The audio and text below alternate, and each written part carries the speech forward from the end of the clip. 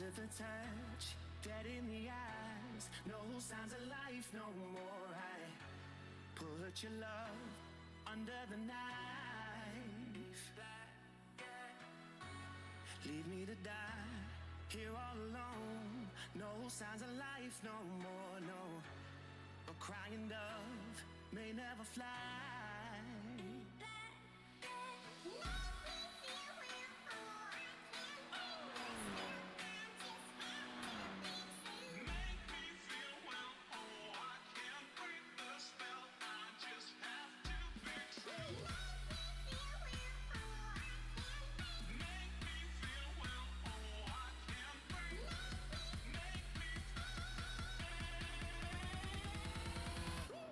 Black and white.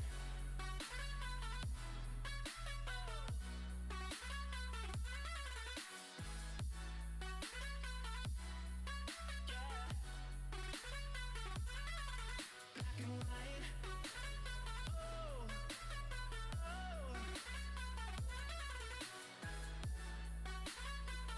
Oh, oh. Just black and white.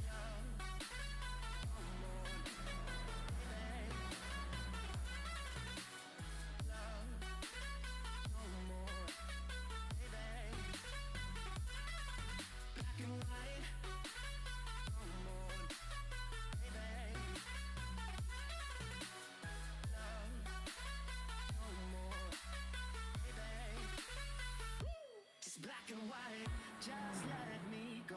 It's only right. For all I know, it's only matter. It's calico, it's black and white. Just let me go. It's only right. For all I know, it's only matter. It's calico, it's black and white. White, white, white.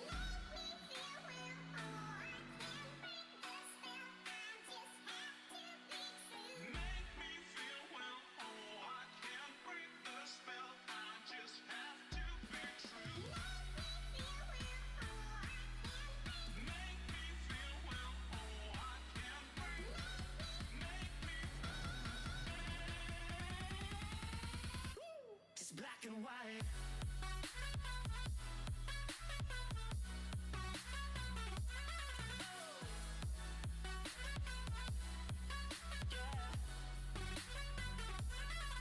Black and white. Oh, oh.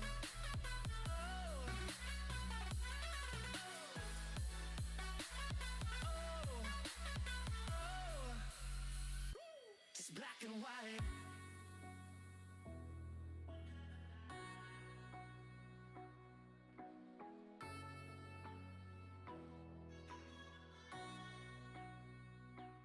Black and white.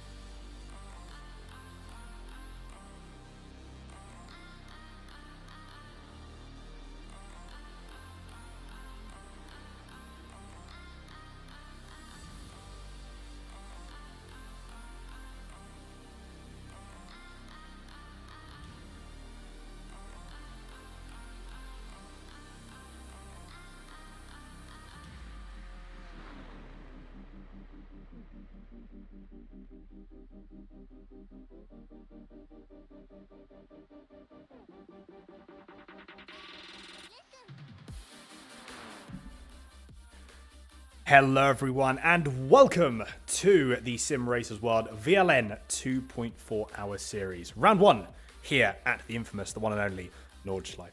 My name is Daniel Handover and joining me in the commentary box as always is the fantastic Mr. Ed May. Ed, how are you doing this afternoon?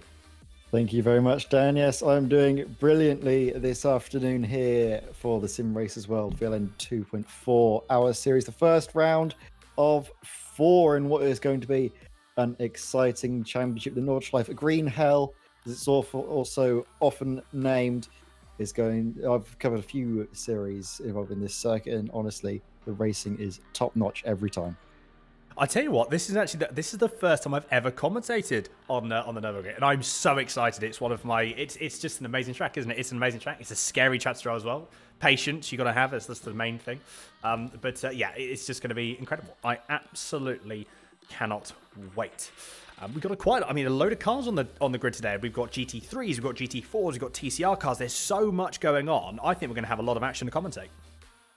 Yeah, absolutely. Multi-class, sort of, I guess it's semi-endurance, isn't it? 2.4 hours multi-class racing is always really interesting, especially on a track like the Nordschleife, where there isn't too much real estate passing when you're going through the tight, twisty bits, and it's all about patience and cooperation between both classes to make sure that this race is going to be clean as well as entertaining. That's the thing as well, isn't it? It's you've got to make sure, like I said, patience is so key, especially somewhere like here with the amount of multi-class we've got going on as well. Yeah, people have got to be very, very careful indeed. Just in a bit, I think we'll do some housekeeping while we're here. So we got TSR Martin that says hello. We've got Simpact Jimmy as well. Hello to you, Bart Daleman as well. LS Racing TV. That's Jassy as well saying let's go. Dupanton saying hello. So we've got John Roberts as well. So hello to you. Cactus as well. So we've got loads of people in already, which is fantastic. Do make sure you get involved with the YouTube chat. It's always good to catch up with everyone. Yeah, so a completely... Ed, to be fair, obviously you've done this before as well. You know, you've done some commentary around here before. What's the thing you need to watch out for? Like, what's the one thing, I suppose, in Nurburgring? Is it just the size that's I suppose, obviously, it's from a commentator's perspective. What's the main thing to look out for, really, and to try and adapt to? I suppose one of them, obviously, the size, but... There's some things that do overlooked here, and the biggest thing I find is actually fuel saving. If you're able to save a lap at certain tracks, it gets, maybe you save about a minute and a half's worth of fuel. But at this track, with the lap times being so long, in certain classes, that can be 9 minutes worth of fuel that you're saving. And if that means on your last stop, you have to take even less fuel at the end because you've gotten away with it, you're going to be really good come the end of the race. And with these 2.4 hour races, it's not going to be so much about the tires, and it's going to be more focused, I believe, on that fuel saving element. But as we're seeing in qualifying, look at this. This is Jonas Holm in the Simpact Noise Pay. Look at that livery. Oh, it's beautiful. Tribute to Murray Walker as well on the side and on the back. You love to see it. Really absolutely. No, absolutely. Obviously, we do. You know, it is as we all know, it's been a sad week, a sad couple of weeks for the world of motorsport. But obviously, I'm sure that we're going to be able to do everyone, and hopefully to make sure that we can put a positive spin on it with racing around such a track as this. Absolutely fantastic. Eunice Holm, I thought he was going to go into the pits then, but decided against it. He wanted to, I think he's going to obviously finish in this lap. But we've got Martin van Luzenoord is storming away with the field at the moment. So he is, 4 seconds clear of Martin van Rijnwyk. So an insanely fast time there, an 8:05. That's impressive.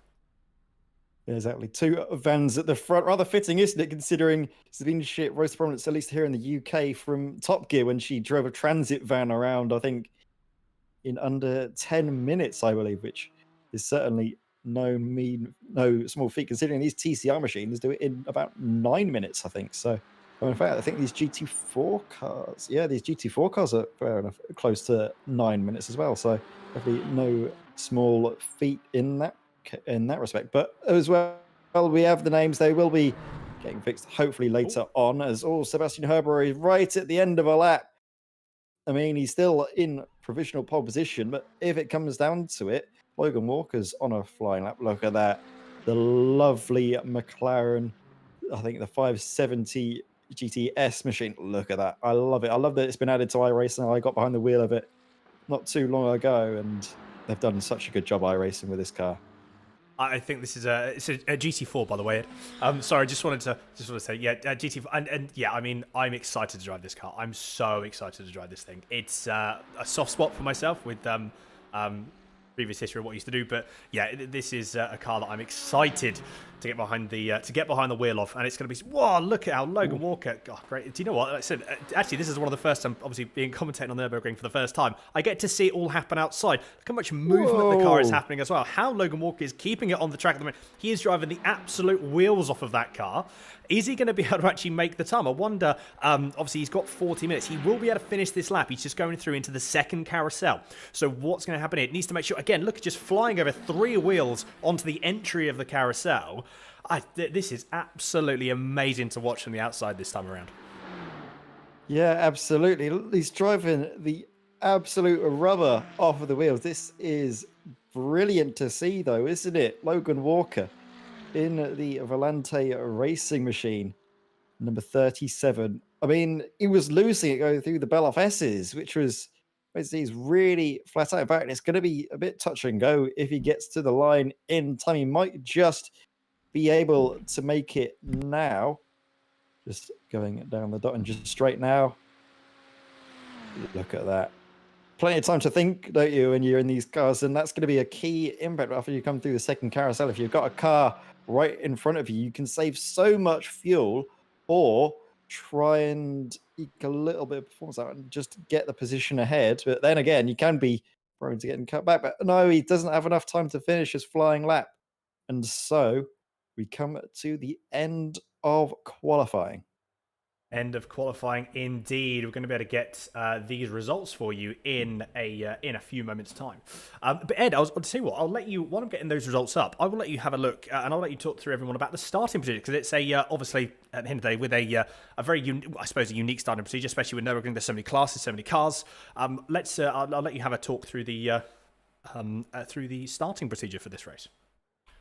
Yeah, so we have a slightly different starting procedure for this round compared to the other rounds because of the sad news of the passing of Sabine Schmidt and Murray Walker. So we are not going as soon as the green flag is waved. Instead, we are going technically as soon as the green flag is waved, but we're not going as soon as the pace car moves. Instead, we are staying where we start and allowing the pace car to move ahead while we in the broadcast have moment of silence, just out of respect for Sabine Schmitz and Murray Walker. And then, of course, we have the standard field spread. GT3s go, leaving a gap behind to the GT4s, and then the TCRs trying to stay at around about 80 to 90 kilometers an hour before we go to a start zone as well. And there are live stewards in this, so any drivers found to be breaching the start zone or going a little bit too early might be getting penalties just after the start of the race.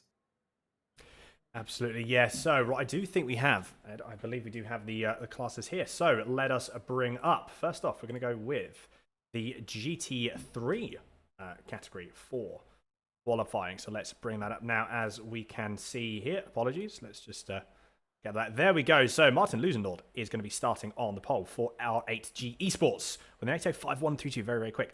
Martin, apologies, Ed. You've pronounced his name. Is it Rejovic? Rejovic. There we go. Apologies, Martin. So Martin Rejovic, obviously starting in P2. Rob Tucson, 3. Michael Peterson in 4th. Eunice Holm in P5. Pascal Tiglar is in P6th. Sander Vreiling in 7th. Ross Yost in 8th. Curtis Newkirk in 9th, Sebastian Herbert in P10, Isaac Barkley in 11th, and Logan Walker in P12. What I'm going to quickly do is also just run through the, just making sure that we've got, we do go through everyone. We're just going to run the GT4 top 12 if we can, because obviously we do have, as Ed said, we're going to have a moment's silence when the pace car leaves. We're going to have a moment's silence for both Sabine Schmitz and Murray Walker. And then once everyone gets going again, we will then obviously come back, but to pay our respects, I think, in the best way possible there, Ed. Yes, absolutely. So we can see the qualifying results up on our screen. Then just going to flash up the TCRs as well, because they're all making their way up to the grid. They should be getting underway with the moment's silence very shortly. You can see their full send racing on pole position, Boosted Motorsport second, T23 race coaching by FSR in 3rd, and the rest are there on the screen. Now, I think now pace car should be moving along very shortly. So I think, Dan, it's time to, well, have our moment silence of reflection for the wonderful lives of Murray Walker and Sabine Schmitz. Absolutely. We will see everyone back in a moment. If they could take and so join us in that moment's silence, that'd be very much appreciated. Thank you.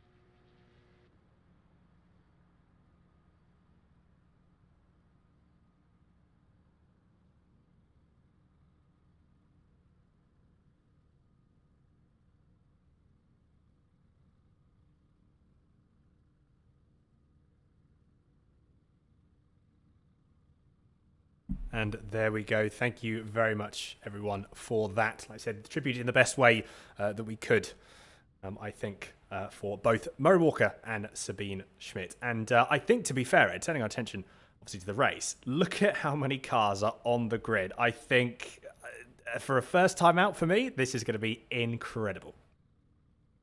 Absolutely. Yes, and as we've seen in qualifying, you can see the grid order is slightly shaken up here. We've got TCR cars, and then there we can see a few GT3 cars, and then also a few GT4 cars. So it just shows how dangerous it is if you're not able to get a qualifying lap time in, a valid qualifying lap time in. The drivers did have 40 minutes to set a lap in, so they don't really have too many excuses to go along with. And now we can see the cars starting to move along. Martin van Loosenord in the RHE esports machine on pole position, leading out the GT3s, going in double file, and then they're going to proceed on to the start line. There's also a few, actually the GT3 cars apparently are getting a wave around as well. So the GT3 cars that started further behind, that weren't able to set their qualifying lap times, they're going to get a wave around. So that is Ben Hoffman in the Year 1 Racing 85 car and Paul Clist in the 92 machine. Indeed, they are. So just coming down to the last few corners before they make their start. There's a bit of a gap, obviously. We've got a few seconds gap between the classes. We want to make sure that everything spreads out. We don't want anything to happen too early on, especially if there's some contact up ahead, which obviously this is Nurburgring. Drivers have to make sure they take care. Cold tyres, especially even colder, because they're on the grid just that little bit longer. But we're just about to go on to the start. Martin van Loosenord is going to be setting the pace, because the pace car has already gone. It's very much up to him now. As he goes past the pit entrance, it is now up to him when he goes. When is he going to put his foot down? Who knows? But we're just about to go through, and I think we are already underway for the Simracersworld VLN 2.4 hour series. Yes, we are. Red lights are on, and off we go. Loosenord is going through, and he seems to be in the lead, though. Rob Tisson, is he going to try and make a move? No, he does not. So Loosenord takes a relatively easy line going through turn 1, and then also going through into turn 2 as well. Let's just have a look back on the GT4 class going through here. We've actually got a little bit more time, so we're just going to quickly go back here. Side by side now between, this is Roscios and Eunice Holm, as they're going through still into this GP layout. They're still side by side. Careful, chaps, it's still early in the race yet. You've still got a long way to go. But I think, to be fair, a clean start for the GT3s there, Ed. I'll let you talk through the GT4s if you like.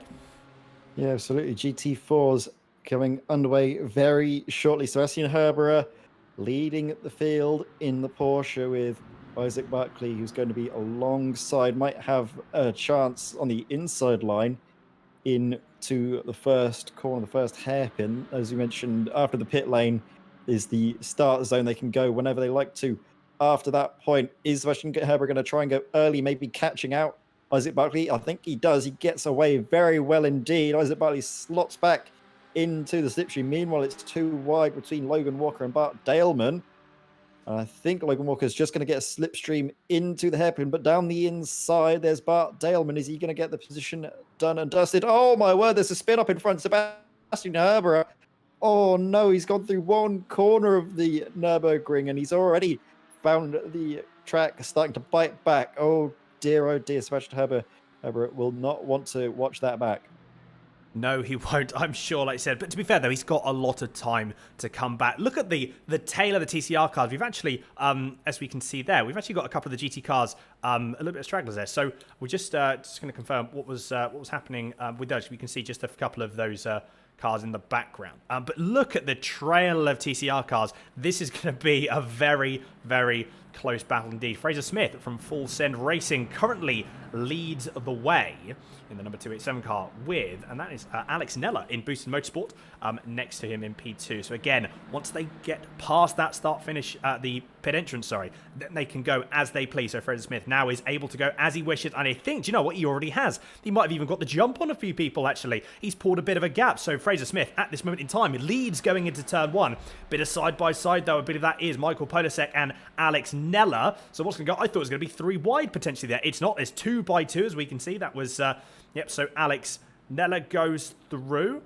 Is he going to go up into turn 2? Bit of a nudge there from, I can't remember who that was behind him. That could have been Preben Wally. It's Preben Wall in the number 137 TCR. But again, still side by side. Who is going to be coming out on top? I think Alex Nella is actually going to. Yes, he is indeed. So he is up into P3.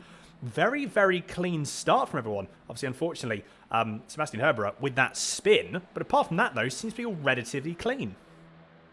Yes, it seems to be at the moment, but we do have GT3 cars making their way through the field. Ben Hoffman is one of them in 10th position in class 22nd overall. You can just see him, I think, in the rear of the shop going in to the hairpin in the Year 1 Racing 85 car, having to scythe his way through the Audi TCRs. It's so difficult, though, if you're just not able to get the qualifying runs you were hoping for. If you make little off tracks or just aren't able to get the times in for whatever other reason, it really does set you up for a poor remainder of the race. Don't forget, it's 2 hours and 24 minutes, so it is a weird hybrid between a sprint and an endurance event. And as well, because you are starting way behind the TCRs, you spend so much time stationing when the rest of the field is clearing off away. But they're going 3 wide. No, they're going to sort it back out, go 2 wide. Still not quite reasonable, but reasonable enough for the chicane. Look at that, though. Brilliant run for the 23 car, I believe that is. I know that isn't. That is, yeah, the 223 car. Michael Polasek there in the T23 car. Doing a very good job making it side by side. Alex Nella in the Boosted Motorsport car up in front, though. And these TCRs, they're going to be something to watch out for just based on past experience, Stan, because these cars, they will race right until the end. I've seen races here in the iRacing 3-hour endurance events, and honestly, they have 8 cars fighting for the win sometimes. It's mega. Do you know what? I can fully believe that. I can fully believe it. I've been watching some. I've seen some, again, incredible racing. I've been part of, obviously, I've done the Nurburgring 24-hour a few times as well, and it's just great fun. It's so much, and yeah, it's so close. That's the thing. It's the longest track, obviously, one of the longest tracks in the world, and yet can sometimes, in most cases, actually be one of the closest. You are absolutely right. Having a look a bit further down the field, though, again, the TTR battle at the moment, it's where it's at, so we're going to quickly go through. Ben Hoffman, actually, one of the things that I did notice is Ben Hoffman got through pretty much all of the field all of the TCR field before he got actually onto the Nordschleife, which is exactly what he wanted to do. Some of the moves were a little bit scary, I think, for both parties, but nevertheless, he managed to get through that field. And that's a very, very key thing. If he hadn't, he would have been held up even more going through into the Nordschleife section. So if Ben Hoffman has actually got some, I'm sure he's got some pace in the car, he's got a long way to go to catch up, but at the same time, I think getting through that TCR field was absolutely key. Fraser Smith, though, has just disappeared up the road because Alex Neller and Michael Polasek are still battling as they're going into that, the first third of a Nurburgring. Ooh, a little bit wide there, I think, going through from Alex Neller. So is Michael Polasek going to open? Well, I think, to be fair, Alex Neller, he managed to close the door exactly where he needed to. So both cars staying the same at the moment. Yeah, that seems to be battle for watch though. Look at the front though. We're just going to quickly switch back to the front because it's looking very, very close between... actually, apologies, I think it's Rob Tyson and Martin Van Rooijek. Look at that. Very close indeed. About half a second separating the pair of them, and we are coming towards the second half of the Nordvithen loop, the Nordschleife, I believe, and then down a long Dottington straight. It's going to be up to Martin Van Rooijek if he wants to try and take back first position, or not first position, second position, or is quite content to stay in third and save fuel. Just going through the Beloff S's now.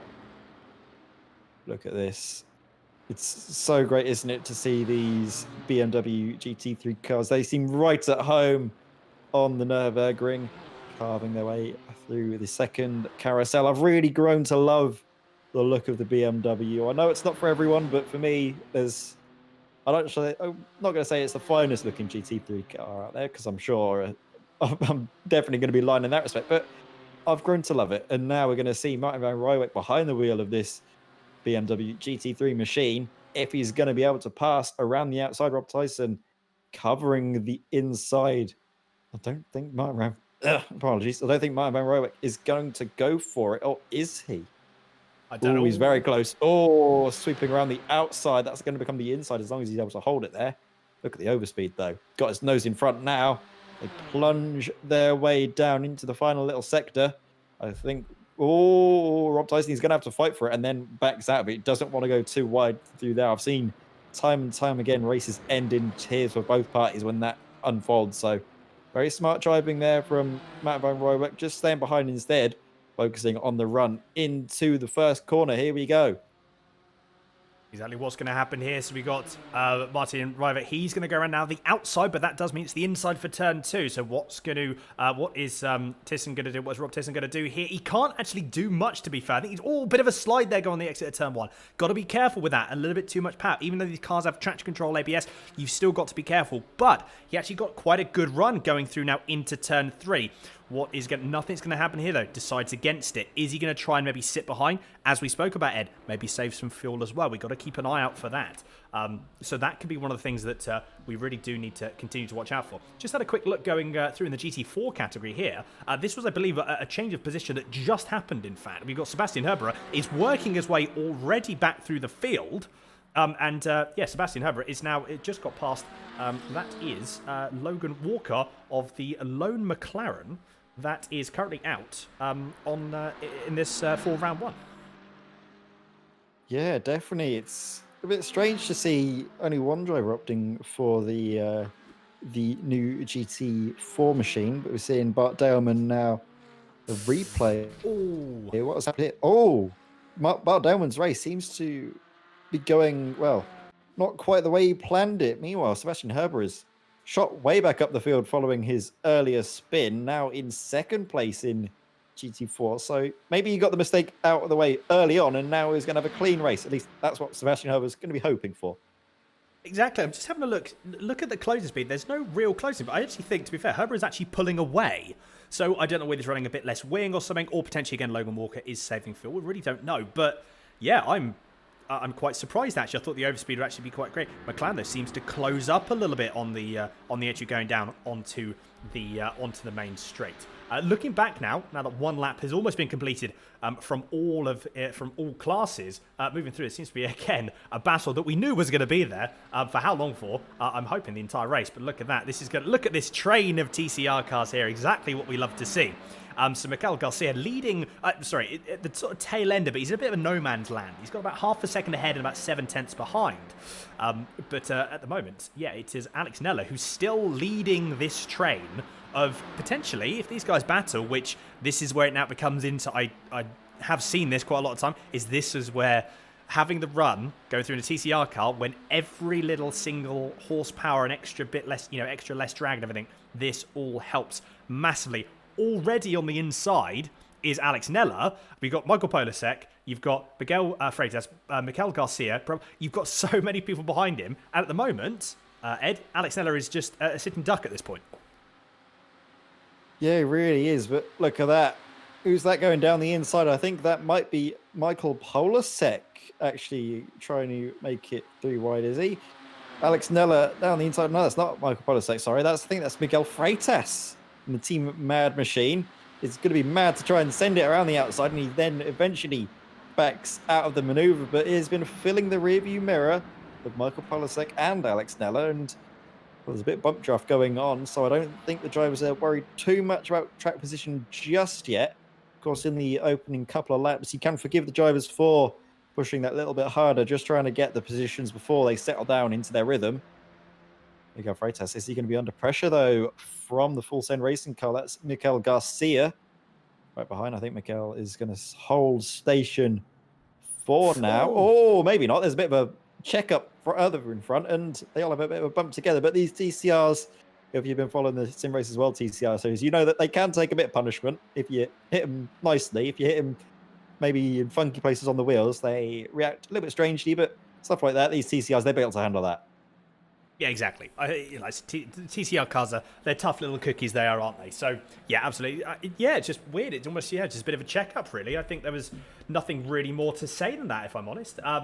We've got a couple of replays to look through here. So, Sander Vreiling is, that's a massive shunt for Sander Vreiling. That was going through, that was very, very close. Kudos to whoever avoided that. That was a massive, massive hit, and unfortunately, that's is the car even going to be able to go back to the pits? If it does, it's going to be a long lap, I say. But these drivers, I believe, Ed, do have a fast repair available. So if it can be nursed back to the pits, then obviously they can continue with their race. Again, this is the battle really or one of the main battles to go through. I'm actually looking again at the front of the pack. So we have. This is Rejvik. Look how close these two are at the moment. Martin Rejvik actually got past Rob Tisson, obviously, as we saw. So what's going to happen here? This is about halfway around the lap now. Unfortunately, I do apologise in advance as well. I am not even going to attempt to pronounce these corner names. I know, and probably everyone knows where these people are on the circuit, but obviously we're going to do our best to go through and to give people that information. Coming down into the first carousel now, with Rejvik, has pulled out a little bit of a gap, though. Only a couple of tenths, but it's something that, to be fair, from the breathing room that he had before, it's actually a little bit more. Takes a bit more time out. I think, Ed, and you probably agree with me on this is such a key place. Like the carousel is such a key place where you can either gain, we're talking half a second if you hit it right. Yeah, and I've seen several times where drivers have misjudged. They've just taken too much speed into the carousel and then been spat out. And that means that they're on the outside, and then the cars behind, they can just sweep on by. And if you are in massive trains like these TCR cars tend to be, you can lose a whole host of positions. And that's something you really don't want to do. So you need to judge it pitch perfect. You don't want to take too slow amount of speed because otherwise you're just hemorrhaging time away. And you don't want to take too much speed in because you'll just lose out on track position, especially if you're in close fights. But Martin van Rijwijk seems to be having a good measure of this northern loop section here. Look at them, though. They're so good, aren't they? GT3 cars and the Nordschleife. They're such a exciting little bit of track to watch. Look at this, though. Down through, I think this is, I'm not sure which one it is. That might be Flansgarden, I think, and then going through into the Beloff S's. if I remember rightly. Maybe. I'm not sure. It's very difficult to, to tell. There we go. This is the Belhoff S's. So yeah, I think that was going through Flansgarten and then into the Stefan Belhoff S's. One of my favorite little bits of track, but it's so hard to get right, especially that sort of second half of the Nordschleife, where I can do the first half just fine, but then as soon as it gets to the second half, my knuckles are going white. I'm struggling to get it all right, and then oftentimes I find myself faced the wrong way with my rear in a tyre barrier, or I guess in the Armco barrier. Yeah, I've definitely been there once too many times, I'll tell you that now. So again, yes, Martin Revic, he's actually, again, the gap is still increasing, so I think unless Rob Tisson is going to have some, again, the strategies, again, it could all be different, like, so we don't necessarily know this. Until we start getting through the first round of, pit stops, we're not 100% sure. So we're going to have to see how this develops as we go along. Meanwhile, again, going back, this battle still doesn't seem to be up any point at the moment. It has extended a little bit in the TCR category. So look at this. This is Alex Nella. He's actually pulled out a bit of a gap. So 0.8 or 0.9 of a second now in what is probably one of the coolest liveries I've ever seen. The old RAF sort of Spitfire logo on the Booster Motorsport car. That looks fantastic. I absolutely love that. Absolutely. Look at that. It's a nice little livery for the Boosted Motorsport Alex car as the sun is actually beginning to set. So maybe come the end of this race, we might be finishing with the headlights blaring out on our screens, and that'll be something to see.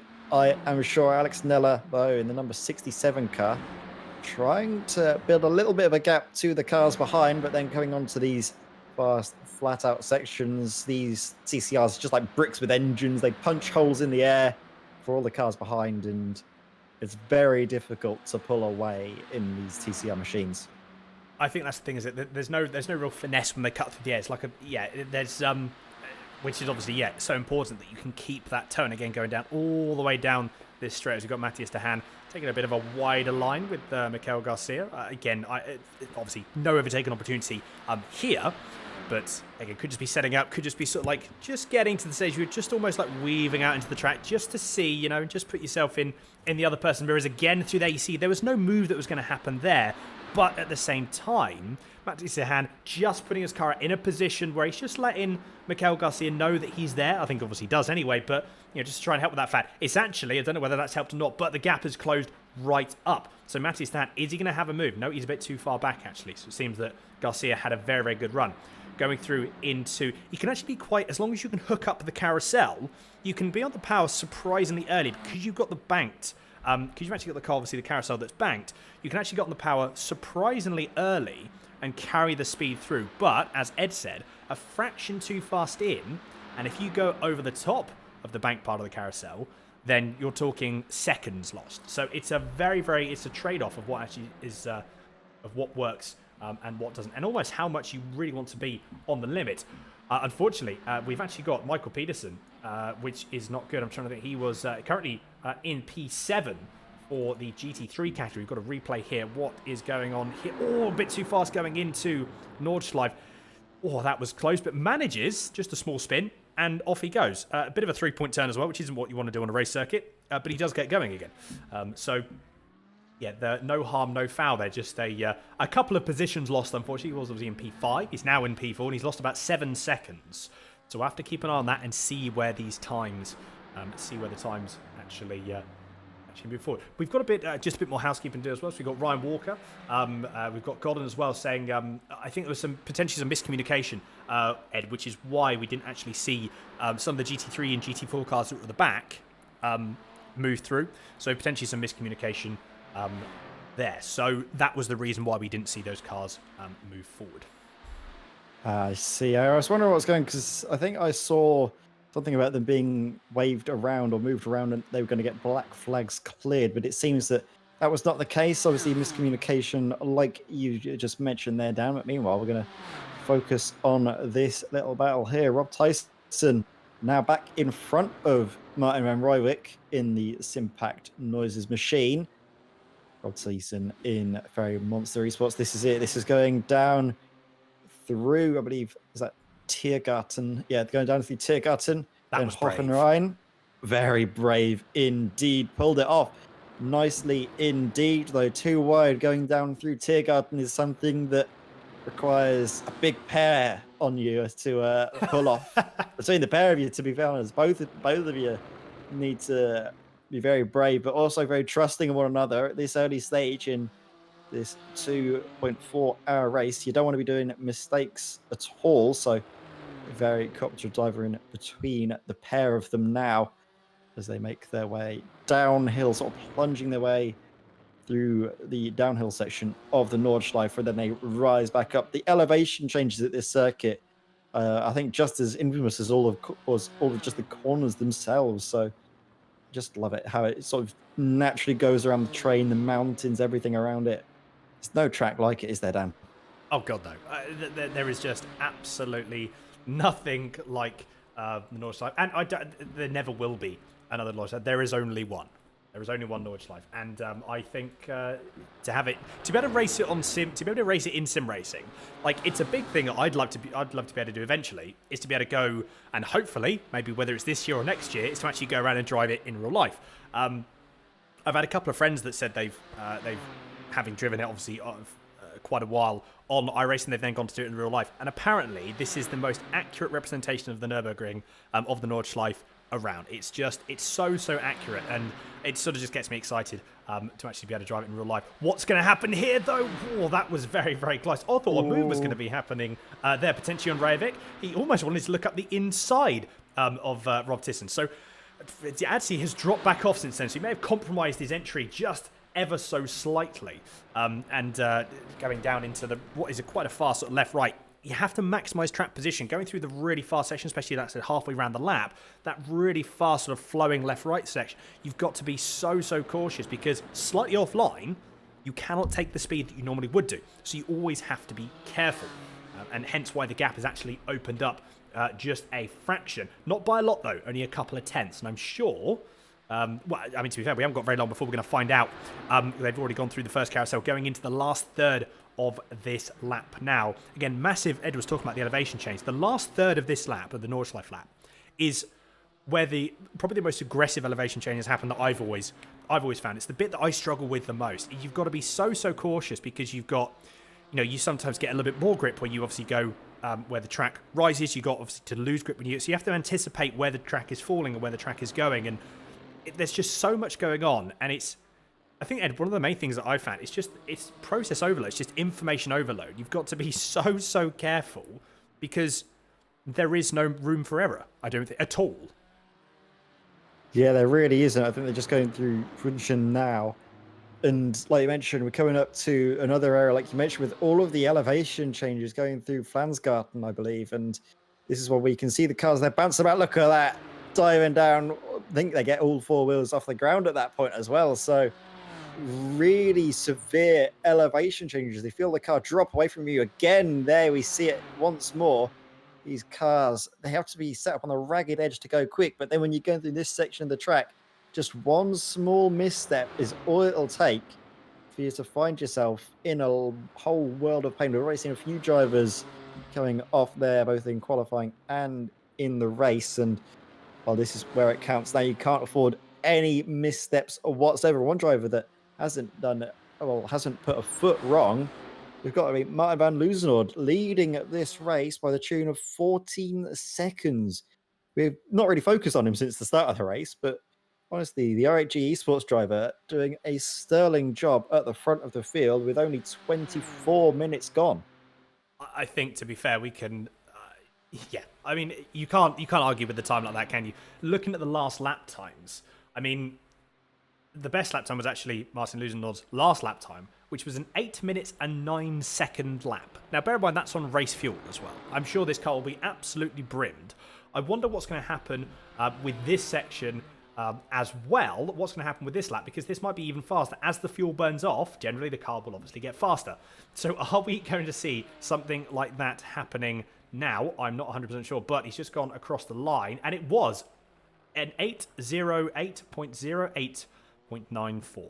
So consistently under the 8 minute 10 mark. And as an example, Rob Tisson, who is not a slow driver by any stretch of the imagination, has just done an 8:12.9. That's his fastest lap. So yeah, Martin van Loozenord is just a man on a mission at the moment. And he's almost like, I mean, he's got probably quite a while before he meets the first bit of traffic. So at the moment, for Martin, it's just a bit of hot lapping at the moment, isn't it?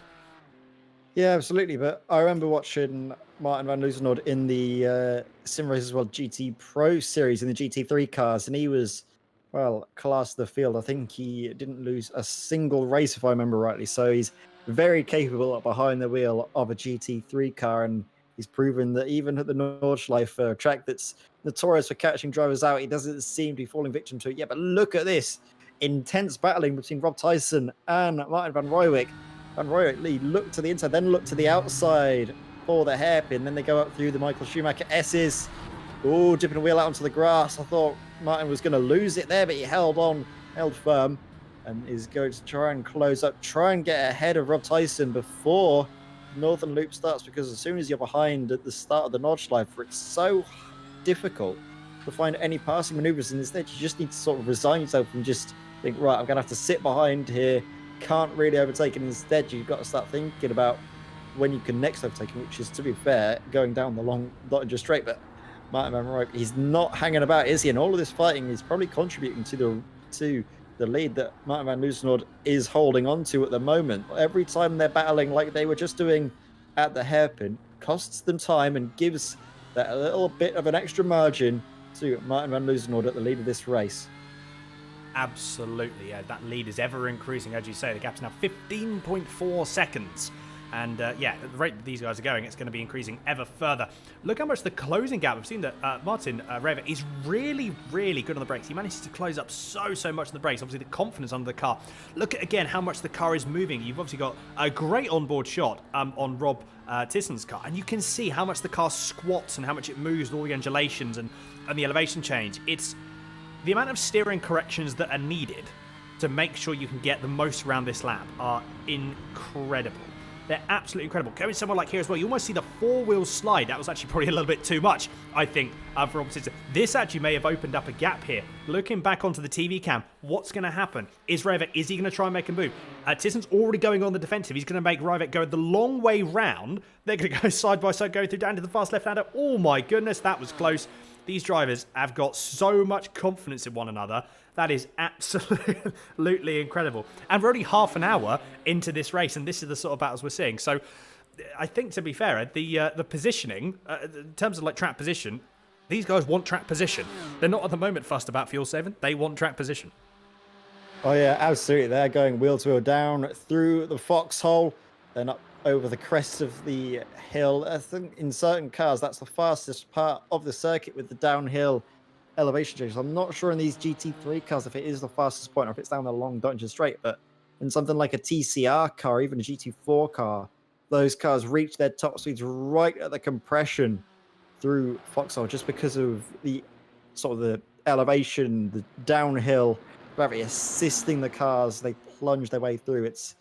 You need to be very brave and very committed through that point, because then you rise back up the hill again. It's hard to pick your braking points, but these two drivers have managed that so far, as we see a replay of what's happening here with Curtis Newkirk in the Sempak Racing blue car. Oh, just dips a wheel out onto the curb, then another off onto the grass, but I think he holds onto it. I was expecting him to go sailing off into the wall, but Logan Walker, he's already got a little bit of damage, I think, on the rear of the car, and I think that might yet be a little bit more on the underside there as he just gets a little bit loose over the curbs. And then again, another replay for Curtis Newkirk. Oh, just too much speed into the corner. Just a classic oversteer moment. Something we're not used to seeing, though, in these, in the Mercedes. Mikel Garcia has a bit of an excursion off onto the grass, doing a little bit of rally cross and gets back on. Does he? Oh, does he get past? I don't think he gets past by Matthias De Haen there in the Manatee Racing TCR car, so they stay where they are. But a little bit of a mad moment out on track for some of these drivers. Yes, I think that's the best way to put it, isn't it? Yeah, they all came sort of like quite thick and fast with those in quick succession of one another. I'm just having a look. Look at the battle that is happening here at the moment. A four-way, it's just one big long Audi RS3. It's an Audi RS3 limousine. Oh, it's actually with a slightly shorter limousine now, because that is, I believe, is that Miguel Freitas that's having a look? No, that's actually, apologies. That is Miguel Freitas going around the outside. What is going to happen here? They're still going to go side by side, potentially through wide for a second there. Oh my goodness. Whoa, bit of over the curve from Miguel Freitas. Is he going to try and hold it off? He can't quite do it, but that's Michael Polasek that's just bouncing all over the place. His suspension can't last long if he keeps doing that because, and that's just allowed again. The gap closed up so much, and now look at Alex Neller. He's now pulled another 0.6 of a second. So I can imagine the person that's probably most at, in terms of stress levels, I think is going to be Alex Neller because the gap closes up over the course of a lap. It all happens going off of the Dottinger straight, and then it all just opens up again. As that was Preben Weil that was getting so very close up to the back of Miguel Freitas. So it was almost, I thought there was going to be a touch there, but how Preben managed to get it stopped, I don't know. So fair play to him. But yeah, the gap's all opened up again. It all just closes up. I'm looking at the timings. So I don't know if you've seen it yourself, Ed, but I'm looking at the timings. It seems to close up around about halfway up the course of a lap, and then it all sort of and then it all just sort of expands again, and the gaps get bigger through the second, well, going through into the very first half off of the GP layout, because everything happens in the last 3 corners. It all just spreads out. That's what I found anyway. Yeah, it does. It spreads out, then it closes back in, then it spreads out, and then it closes back in. It is, like you mentioned, a bit of a weird concertina effect that happens, but as they go through the Schumacher S's now, all of them dipping wheels off over the curb. Look at that. Beautiful sight to see. But there is actually a GT4 car trying to make his way through. That's Andy Jones in the Regatta Racing. I'm going to go on board with Andy Jones here and see how, or if he's able to carve through these TCR machinery before he gets onto the Northern Loop. He might get past one of them here, but it's going to be touch and go. I think he's going to get that's Preben Vala in the Luminous Racing car, the Norwegian driver getting past down the inside. Andy Jones breaks a little bit early though, and I think they're going side by side. Oh, he's forced the TCR car to lose out quite a lot, and that could be a slowdown for him. In fact, yes, it is a slowdown.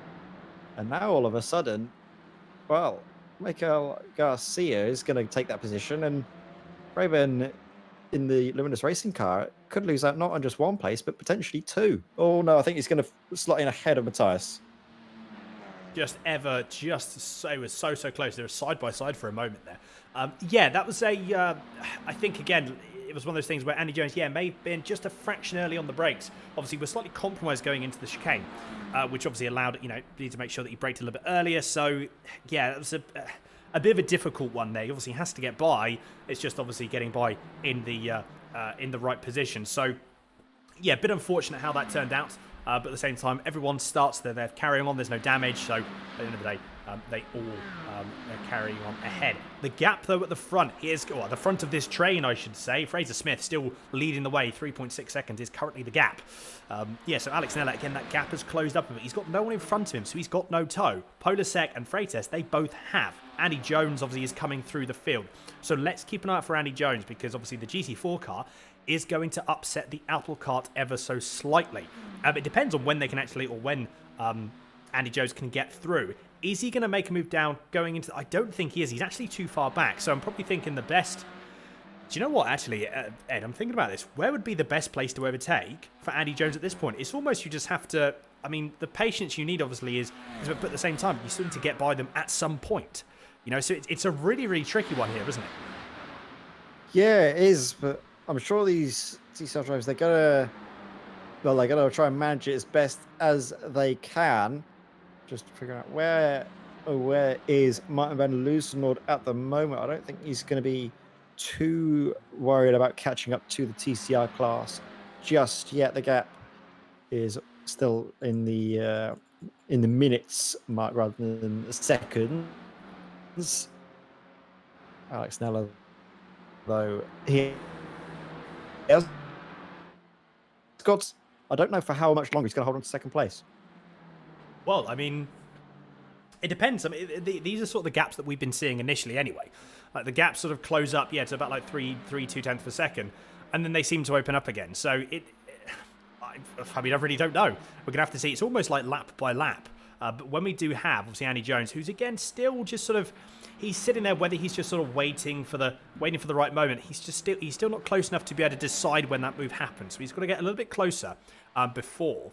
I think as well, going on to the main, halfway around the lap, you've got the really long sweeping, I suppose, back straight as you'd probably I suppose you could call it in a certain way. That's probably going to be one of the best positions to overtake. Gaps opened up again, though, so there's pretty much even Stevens now. Sort of 4/10 between Nella, Podolsek and Freitas, all respectively. But yeah, Andy Jones, it hasn't actually closed that gap up too much. It's closing up now, because obviously he's got pretty much... he's pretty much now flat out before they get going through into the...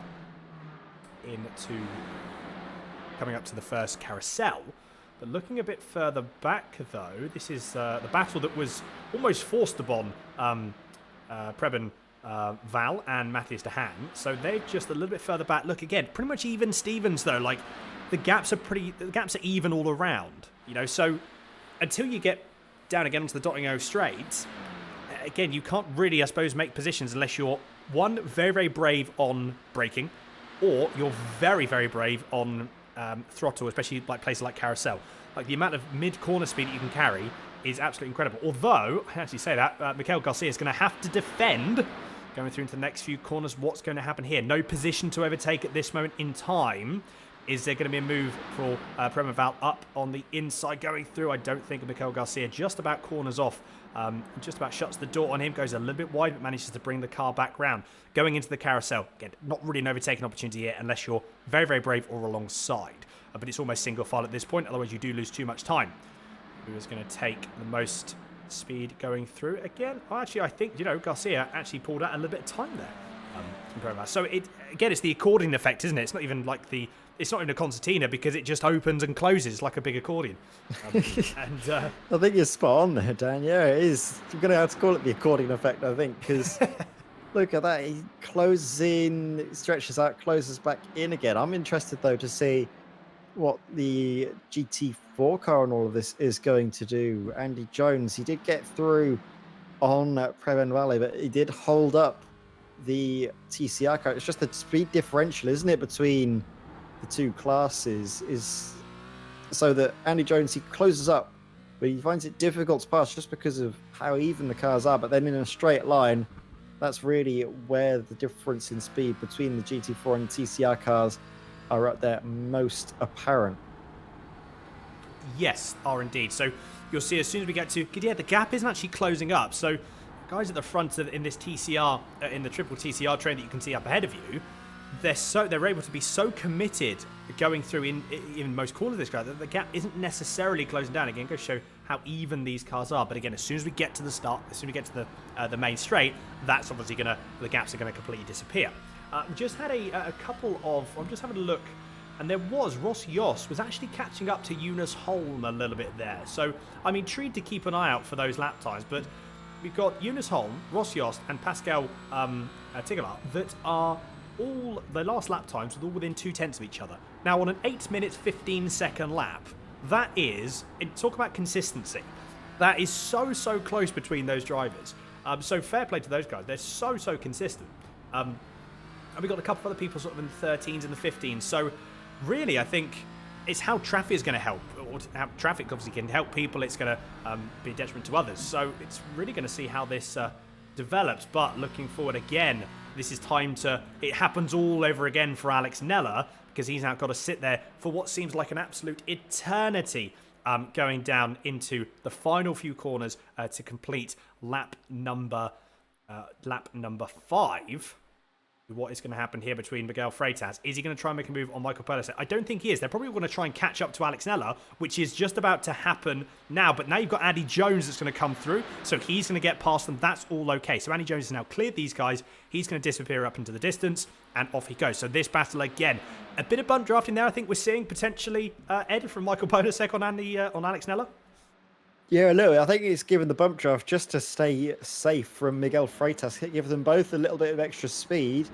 Try and ensure that Miguel Freitas and the Team Madcar does not find any way through, because we've seen several times Miguel look to the outside going through Tiergarten, and those are the moments where your heart starts to go in your mouth, isn't it? Coming to the end of the Dottinger Straight, and as soon as you see that, it's like, oh dear, what's going on here? What's occurring? And then you have a big sigh of relief when you don't inevitably end up on your roof when you start yet another lap of this Nordschleife circuit. But yeah, Alex Nella was able to pull away a little bit through the Nordschleife section, but then right down that Dottinger Straight, He got caught right the way back up, and he has a little bit of a blink there, blink in and out, but shouldn't be too much to worry. It doesn't look like a chronic issue for Alex Nella, so number 67 car should carry on to turn a few more laps yet. Mikel Garcia in the number 5, or not in the number 5 car, in the number 285 car in 5th place. Now with Preben right behind us. And Preben, we did see earlier, had some good pace. He was in that fight up in front, actually, between the top 3. But actually, is this trend closing in? Maybe has caught up. I think it might have done, actually. I think it might have caught up this little battle up ahead. Do you know what? It's not actually a bad shout. I think you're right, Ed. I absolutely think it has caught up. So, I mean, could we see, if these guys don't battle too hard, could we potentially see what is currently a three-way battle for P2 become a double in size?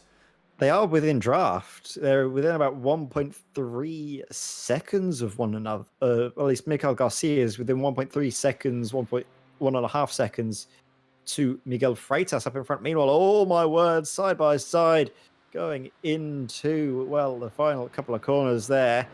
Martin van Rijwijk really isn't hanging about as he wants to get ahead of Rob Tyson, but Rob is saying a blanket no to that again, covering the inside down into the first corner, forcing Martin van Rijwijk to go the long way around the outside. Is he going to get the move done this time? Hard onto the brakes. He's going to try and sweep the car around the outside and then get the inside for the next corner. But there's a little bit of contact between the pair of them. They seem to get away just about with it. And Martin van Rijwijk, he's then going to have the overlap going into the left-hander. But look at that, late on the brakes is Rob Tyson. Wow, oh wow, oh wow. Is he going to hold on to second place? He's going to fight for it. They're still side by side. Neither one wanting to back out, but it seems to be round the outside eventually.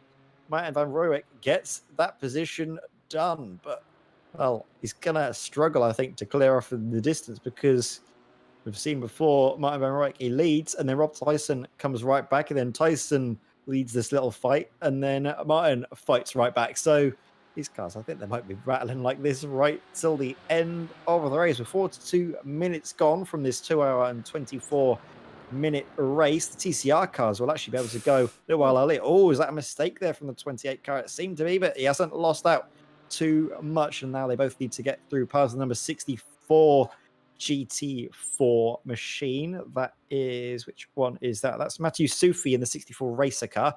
Oh my word, look at that. They're side by side into the chicane. Around the outside, is Rob Tyson going to force it? No, he's not. Instead, he's going to try and get a move just at the start of the Nordschleife, but no chances there with Martin closing off the inside like that. And now, as they start the northern loop going through Hatzenbach, I think we can finally breathe again. Fair play, Ed. Very well done. Yeah, that was fair play to both of those guys. I think, to be honest, you could see there was a bit of a mistake. Maybe the closing speed, I think, actually, from Rijwijk going through down into the latter half of the GP loop. I think, yeah, it was just a little bit of closing speed, which is why they actually both ran a little bit wide, so obviously following each other. You could see Tyson actually got the cut back, but going through. But again, because I think he was almost blocked off by the GT4, he had Rijwijk just put his car in exactly the position that it needed to be. Then no move was actually able to make there. It was really, really good racing from these guys. And yeah, this is not the last we've seen of this battle at all by any stretch of the imagination. So we do need to keep an eye out for that. Meanwhile, we've got a couple of replays as well. So Nick Sherman's, unfortunately, has had a small incident. That's going through onto the GP loop, the bottom hairpin, and actually gets the car off track. You can see the TC working frantically trying to get some grip, obviously on the gravel, which is going to be very difficult to find. And then he goes back on track. Bart Daleman has going through. Oh, that's just a position where you don't want the car to snap on you, is it? That is. I'm trying to think where that actually is. Ed, that's going through halfway around the track by the looks, or at least in the first, like the second third. The second third of the track there. Just go back down to the sort of the main back straight, I suppose, as you would call it. But if anyone would let me know in chat some of these corner names, I do apologise. It's so if you could let me know, that'd be fantastic. But yeah, small little spin there, manages to keep it all going. Yeah, I don't know where that was. That might have been coming through Metzgersfeld or maybe Kesselchen. It's difficult to tell exactly where it is on track. You sometimes get a little bit more tell with the real life based on all of the graffiti and everything you see on the road surface. Meanwhile, though, look at this fight for GT3s. It's still as hot as ever, isn't it? It's been, well, I don't say it's ever been simmering away in the background. It's been boiling over, but are they going to find themselves getting scolded? Are they going to get burnt from all of this intense racing? We're going to see, because Rob Tyson is, well, he's trying to get away, but actually, Rob Tyson, did he get back ahead of Van Rywijk? I think he might have done. You know what? I'm going to have a look. We've actually got a replay here. We've got a replay here of the overtake. So let us have a look at what happened here. Oh, again, another GT4. Wow, that was close. Side by side into Schwedenkrautz. Oh, my word. That is a round of applause there. That's an area of the track where you never want to go too wide. If I was seeing that live, I would have been screaming. I would have just screamed out. Luckily, because it was a replay, we know they got through that safely. So it was a little bit less scary. But just, oh, my word. On board, Rob Tyson. Oh, he really paused the issue, didn't he? Martin Monroe, he saw that, didn't want to take any chances. Oh, my word. These two, if they keep fighting like that, it is surely going to end in tears. I mean, yeah, that just goes to show that the racing that these guys are doing, it's so close. But yeah, like I said, Tyson really forced that move going through. Yeah, so that's 260, 270 Ks going through there. Like that's a mighty impressive overtake to have done. Yeah, Rywijk, he just didn't have anywhere to go. Like, he could not do anything about it. So yeah, I mean, fair play indeed. You cannot argue with that. But again, Rob Tyson, gap has opened up. Well, I say it opened up for a brief moment, and now it's all closed back up again. So again, the battle's still continuing on. I've just had a look further down the order in the GT3 category. We're going to move on to we're going to go back to the TCR long train of cars in but a few moments. But I just want to have a look at a couple of battles actually going on here. And looking through, so this is the battle we haven't seen before. So we've got, that's Ross Yost at the front of this sort of cars that are closing up quite quickly, actually.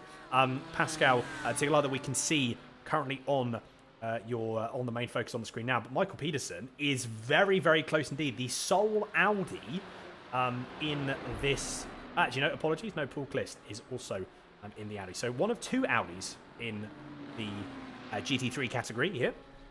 So he's holding his own well at the highest placed Audi, only P7. Yeah, 3/10 off. But they're both catching up with Ross Yost. I wonder, Ed, don't correct me if I'm wrong, but do you reckon that, again, some strategy or some, I suppose at the moment, could it be just, I suppose, what's the damage limitation? Just trying to prevent, playing it a little bit safer, just driving maybe a little bit more within the limits of the car. Yeah, absolutely. I mean, we did see a little while earlier Pascal Tigelaar's teammate in the IRNL white car, the iRacing Netherlands white car. Going to put a pin in that thought, though, because look at this. Miguel Freitas, he's got past one car. Is he going to get past both cars? Yes, he was right up behind Michael Polasek. Got a draft both off of him and Alex Nella up in front. And now Miguel Freitas is the one to lead this TCR train, a train of about 6 now. So, as we mentioned, it is closed back up. And I think, actually, Preben Vala has close back, so as Stefane, as all of them, I think, yes, all of them have closed into this fight. So what was once a 3-car fight or a 4-car fight, then became a 3-car fight, and now all of a sudden it's a 6-car fight. No, whoa, look at that. That was so late from Alec. That was Michael Polasek on the inside. What a camera angle. That was by pure luck that we got that camera angle going through there on the gearbox of Michael Freitas.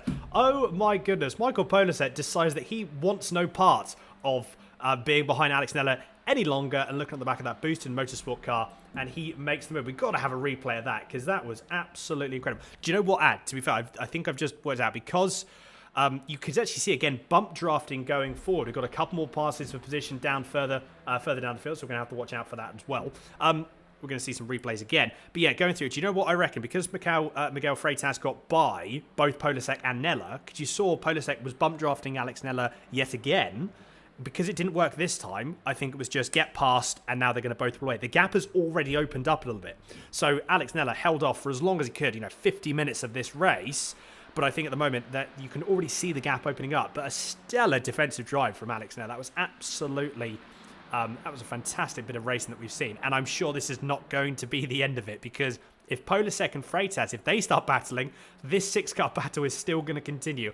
This is the first time I've commentated on that TCR category as well. And it's so much fun. I'm loving this. This is great. Exactly, yeah. It's the same thing that I've been seeing every time these cars race at the Nordschleife. I don't know what it is about these cars in this track, but you can see so many cars fighting for the win and fighting for podium places as well. Second and third currently being held, of course, by Miguel Freitas for Team MAD, and then Michael Polasek for T23 race coaching by FSR. Look at that, though. We're going to see a replay of exactly how Michael Polasek made the move. He darts to the inside line, doesn't give any chance for Alex Neller to defend, to try and fight back. He left it right till the last minute, but he pulled it off nicely indeed. Well done there for Michael Polasek. In fact, actually, is he closing back up to Miguel Freitas in all of this section? I think he is. So maybe going through the sort of the GT section, the GT track, maybe that's where Miguel Freitas is at his strongest. And then at this earlier phase of the Nordschleife, this is where Michael Polasek starts to come into his own. It's very difficult because the track sort of, you can almost split it into several sections, can't you? It's easily definable. Certain drivers are better at certain different aspects. And I guess from all the amount of following they've been doing of one another, they know where they're strong and where their opponents are weak and vice versa.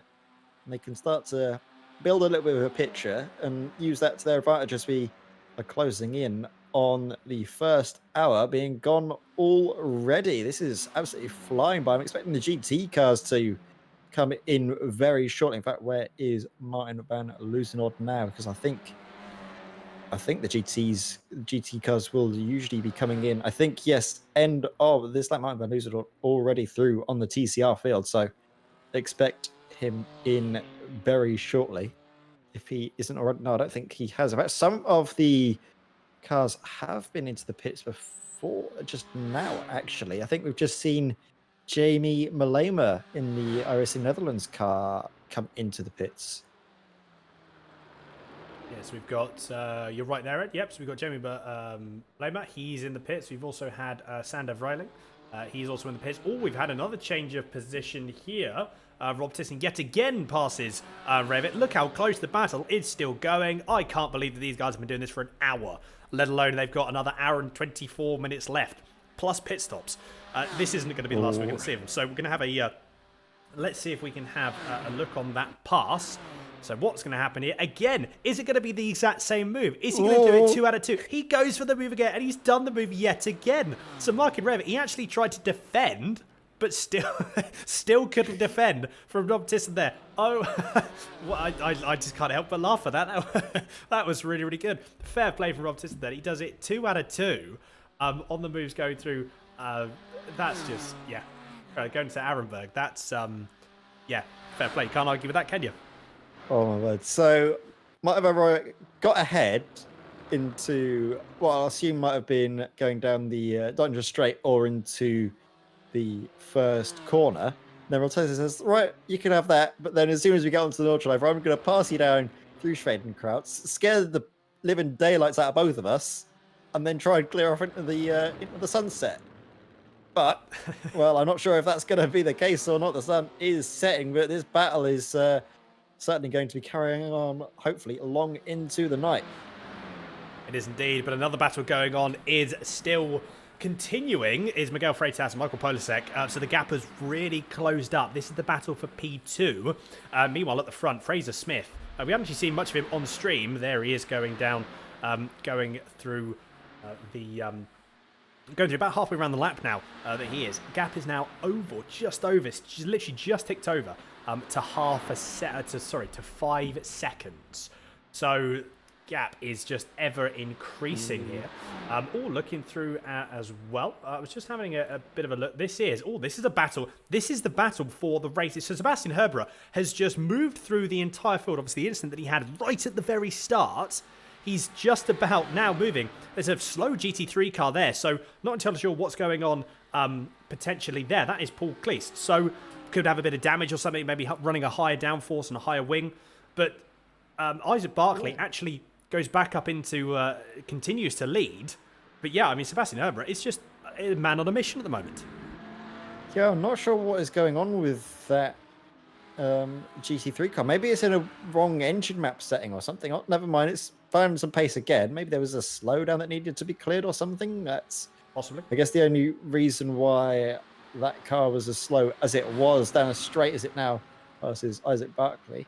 And we're seeing fights every overlook, aren't we? This is Ross Yost in the BMW trying to get around one of the TCR cars and also trying to keep the other Audi GT3 car of Michael Pedersen behind Sim Racing Loft Volante Racing. In fact, both Volante Racing cars, they are teammates, so they might not be racing too hard, but, well, we never know, do we? They're both in different cars, so maybe there's a bit less team orders. Maybe they're going to just go for it. Well, I mean, to be fair, from the closing speed that we've seen from Michael Peterson to Ross Yost, I think that is going to be the case. We're going to see that actually continue and to come down, I'm sure, and that will be a battle going forward. A couple more people have pitted though, but Martin Lusendord currently still, he's going through the last section. This should be the lap that he comes into pit. I can't see him doing another lap, not with the on a shorter track. May well be. Unfortunately, somewhere like here, you've got to be just that little bit more careful because a little bit. To be honest, I thought he was a little bit too wide on the exit of the second carousel, but seems to have kept it all in check. So, I mean, fair, the lap times that he's doing, he knows what he's doing. I'm going to leave him to it, actually. I'm not going to bother. I'm not going to say it again because a man with that sort of pace knows what he is doing. Is he going to come into the pits? And like I said, I'm sure he will be this lap. Isaac Barkley, we've actually got Bart Delman as well, has another moment here. This is going through a difficult way to see. There's definitely the last third of the lap. As look at the elevation change. Oof. But I mean, to be fair, that was just a small little. That was the YouTube camera corner, as well as we've all seen those on YouTube, haven't we, Ed? I don't know about you, but yeah. That's the YouTube corner. And then Isaac Barkley has also had a moment. This is on the GP section, going through into the chicane. It's hello. That's an interesting. That's interesting. That's the class leader off. Oh my good. Well, I'll tell you what, let's have a look at a couple more replays of that. What actually happened there? That's going through the Schumacher S's. Almost like whether just sort of steered straight for a moment. It might have been a stutter or just a simple lapse in concentration. Going to see, so he's turning right. Then he sort of maybe opens up the steering wheel a little bit too early. It doesn't seem like there's a massive jolt for like a wheel turning off or anything like that. It could have also potentially just been a slight screen stutter. He wasn't quite sure where his car was, so he opened the steering wheel thinking he was on the straight and narrow. It's a very strange one, but that's got massive ramifications because now into the lead of the GT4 class is Sebastian Herbert following his spin early on. Well, you can't get much earlier than the first corner, can you? But he's coming back for that in great fashion. Absolutely, yeah. I mean, you can't argue. You cannot argue with the times that he's got at all. We've actually got Ross Yost that's gone off the track. Traffic again playing its part. This is into the barrier as well. That's going back onto the dot and go. I think, is his car going in a straight line? Difficult because we can't actually see the steering wheel from that camera angle. The joys of the BMW onboard camera. But I think... Is his car cramming? It doesn't look to be. Did take a it is cramming. It is. Yes, it's horrible. That's luckily, a big heavy hit. Yeah, luckily the places for it to go, I think with the fast repair available, that's the best place it could have happened. Because you've only got one straight to do, which is obviously driving in a straight line, and then you jump into the bits, fast repair, put the fuel in, off you go, and it's on a pit stop as well.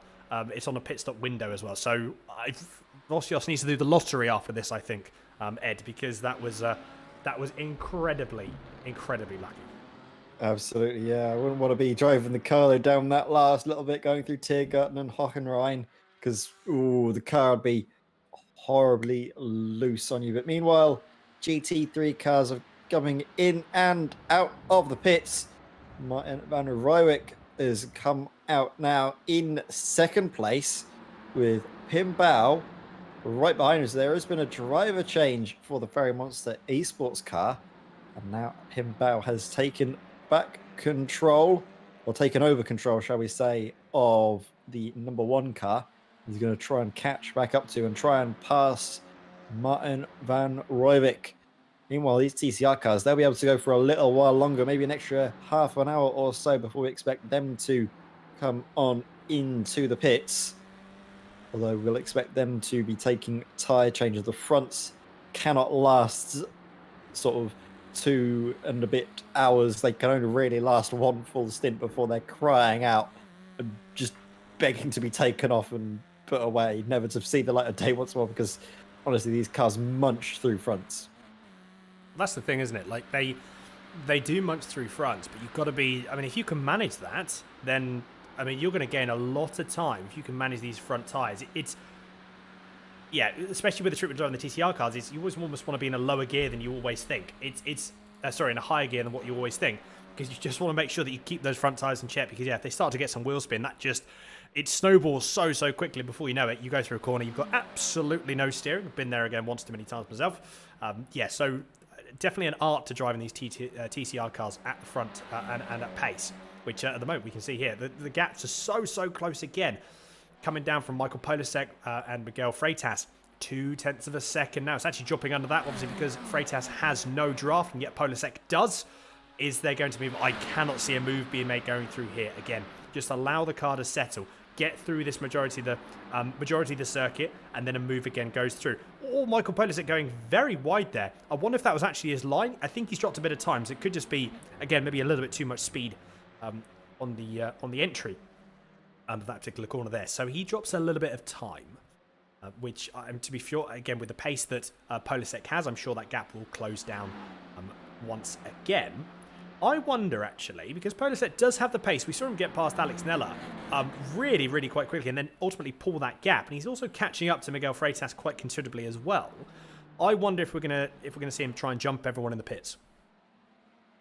Might do, yeah. It's very difficult to see exactly how it's going to come across. As we see Logan Walker again, the Rivers car not looking too pretty, dipping a wheel out over the curb, spinning around a slower hit into the wall, so might be all right. These drivers do have fast repairs available to them, as Andy Jones, well, he's definitely going to need to use one of them. He's got 2, and I think he's going to have 1 after the end of that if he hasn't used one already. Yes, absolutely. I just want to have a... yeah, I think that car is definitely going to... it's not beyond repair, obviously, but I imagine steering damage and you name it, that car's got it. So, although the steering wheel looks actually to be quite straight, so again, probably quite lucky there. Lucky the engine's in the back. Yeah, that's a good shout. Actually, if it was the GT4 or if it was the BMW, then that would be a very different story. Yeah, so it's a very good point there. I didn't actually think of that. It's only just clicked. Yeah, so that's one of the things that we've seen. But obviously, yeah, Logan Walker not having the best of races. Potentially, this is actually one of the reasons why maybe the GT4, maybe more people haven't got used to it and aren't using the McLaren. It's purely because they're not necessarily quite used to it just yet. Now, it's obviously a different car. It's a different driving experience to the Porsche. Obviously, a different driving experience to any of the other GT4 cars currently on the surface, the Porsche and the BM. So that could be a factor as to why. We may see it, whether driver changes and car changes are allowed, but if more people start entering the series, we may see more of those develop and come into the series as it progresses for the next 3 rounds. Yeah, absolutely. Look at this Logan Walker. It's such a sight to see this car. It always looks right on the ragged edge. I'm not sure if it's just something to do with Logan's setup or something, but that car, maybe also a little bit of a side effect of the damage to the rear of the car. As we see Ben Hicks in the Ignium Motorsport TCR car. Oh, he's goes through the corner, goes and then just slams onto the brakes. I think that's going through Adenauer Forced. Yeah, it's going through Adenauer Forced, and he just slows the car right down. Keeps well out of the way. Does he get it going again, or does he just stop right there and? No, I guess going again. Maybe there was a slowdown that he desperately had to clear or something, and he was going to get drive-through for. Possibly. Who were? Possibly. I mean, to be fair, it looks like almost like the rear end starts to go, doesn't it? But it doesn't look like a relatively, doesn't look like a massive sort of catch that he makes. I mean, it goes ever so slightly, but I think it would have potentially caught it a bit earlier. I mean, to be fair, that could have been what the issue was. But end of the day, Ben Hicks is continuing on, which is good. Obviously, it's what That's what we want. Yeah, so I tell you what, it's really opened up at the front. So Martin Reivik, whether he saved a bit more fuel, because the gap is between himself and Pim Bao, who's now currently the Ferry Monster Esports car. Gap is 4.3 seconds. So yeah, it's obviously Martin Reivik. He's really played his cards right, and he knows exactly what he needs to do, and that gap has obviously increased. That gap has increased because of it. Meanwhile, again, that's so close as well. I think Andy Jones has just had another small excursion. I've just seen on the timing tower. Let's have a look. What goes on through here? And oh no, he gets tapped. Was that That's from Matt van Loosenord. That was. Oh, and Andy Jones then tries to go back out, but that's actually in front of Fraser Smith, I think. So nearly collected our TCR class leader, then pulls off to the side of the road and toes back into the pits, which is a smarter idea. Going on board now with Matt van Loosenord. It's the smallest of touches, isn't it? It's maybe a slight miscommunication between the pair of them. You can't place too much blame on either driver there. I think it was just one of those little miscommunications that can often happen in these multi-class endurance events, and Andy Jones pulls off into the pits, but that means that he'll be able to get a fast repair and come back out on circuit. Meanwhile, they're going down the Dodger Straight. Here we see Miguel Freitas lead this massive train. Look at that. 6 TCRs all in one shot, as it often is the case in these events here. Oh, I told you to look out for it, didn't I, down at the start? And look, a bit of bump drafting going on between Miguel Freitas and Michael Polasek. Michael quite content to just slot in behind the Team Mad driver and not do anything just yet.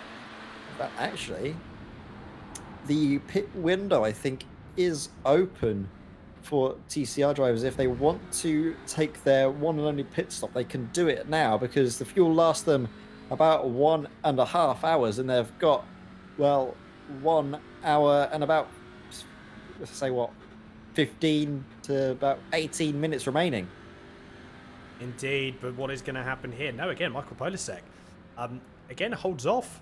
He's saving fuel. He's just saving. He's going to get the jump in the pits. There's no point racing, I suppose. To be fair, there's no point. There's no point battling, I suppose, at this moment in time, because all that's going to do is just going to close the gap up behind. It's just going to close the gap, because that gap is okay at the moment. It's a manageable amount, as I believe that is Alex Nella that's still currently in P4. Yes, there's no real point in battling, because this 6-car gap is close enough. Let alone with any battle, it's going to be even closer. I reckon Michael Polasek just saving as much fuel as he can. He's going to jump everyone in the pits. If everyone, because you think Miguel Freitas isn't saving any fuel. If he is saving fuel, it's nowhere near as much as Polasek, as Nella, as Garcia. So if Smith, I'd almost, you know what? I'd want to be Michael Polasek at this point. Or I'd want to be maybe in the midfield and not really batting to. I'd either want to be Polasek, Nella, or Garcia. It's the same thing. It's the same thing with Le Mans. Is you don't want to be in the leading car. You always want to be second or third. It's a very good point you make there about being Michael Polasek, because he's been in the slipstream the whole race long, hasn't he, basically from the start until now. He's always had a car in front of him. Meanwhile, though, Miguel Freitas was able to save quite a lot of fuel up behind Polasek and Alex Nella for the first 45 or so minutes of this race. So don't forget, he's been able to save quite a lot of fuel as well. And Alex Nella, up until this point, he was in clear air, wasn't he? Right at the front, punching a hole for all the other drivers behind. Not able to save as much fuel, but now he's in the position to start saving. So potentially Miguel Freitas, he's confident that he saved enough fuel to be where he wants to be towards the end of the race, and is now trying his hand at leading this train ahead. And Michael Polasek seems to be quite happy to stay behind for the whole of this first stint, and then put himself in the position towards the end of the race. And Alex Nella, I think he's maybe not too happy with leading, and now is a bit more happy being behind and having cars in front to slipstream off of. So it's just the way that this first stint has developed for some drivers. Their priorities have sort of shifted a little bit. I think they've realised what their competition is doing, and now trying to plan accordingly, because they can see the pit stops are looming in about, 20 minutes time for these TCR runners. Absolutely.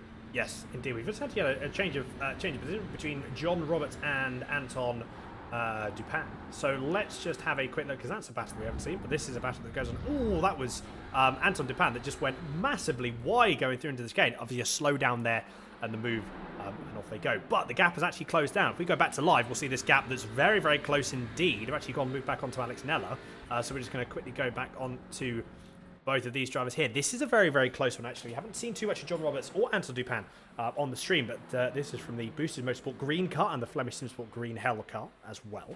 So this battle is getting closer and closer.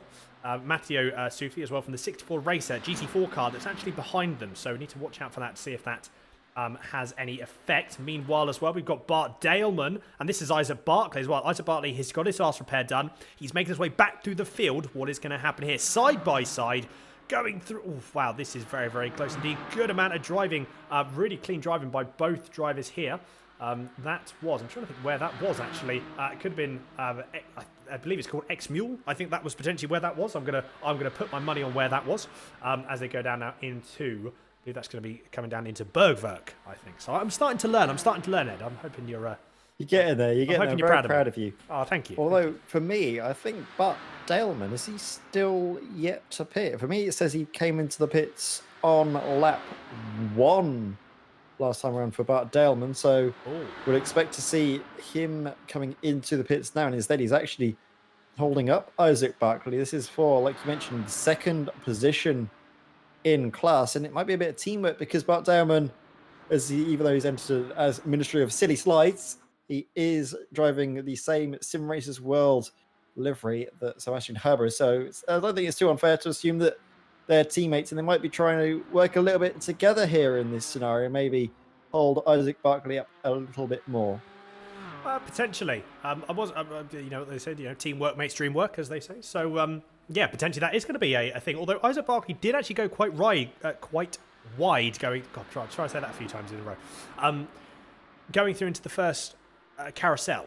So, yeah, just a small little error there. But that goes to show how much time you can do. That was about 3/4 tenths of a second just in that one section there. So, just in one corner. So, you've got to be so careful. Meanwhile, yet again, I mean, the battle that we're just continuing to watch, but the one that's a 5-6 car train is still this one here.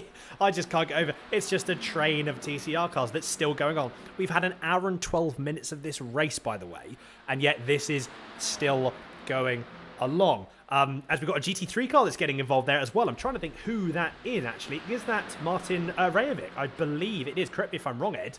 But that could actually be Martin Rejovic. Yes, I think that is Martin van Rejovic. We've just seen slide on by, and then we're going to find, where's Pim Bao? I think he's just at the rear of the shot now, as they've made their way through Mut Curve, or Bravery Corner, as it's often known, because you need to really be very brave to send the car through there. Oh my word, he's sending it down the inside there, going through Stielstrech, the sort of the steep section, I think it's known as.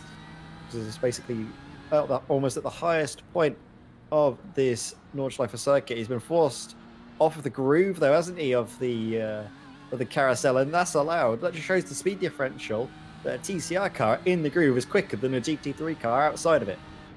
I know, yeah. It goes to, I mean, these TCR cars, they've got a lot of grip. So, but at the moment now, Pim Bao, he's in the middle of all this now. He can't really quite. He's actually broken the field up quite considerably, actually, more so than I would have initially thought. So you've got, but that is actually Michael Polasek had to go.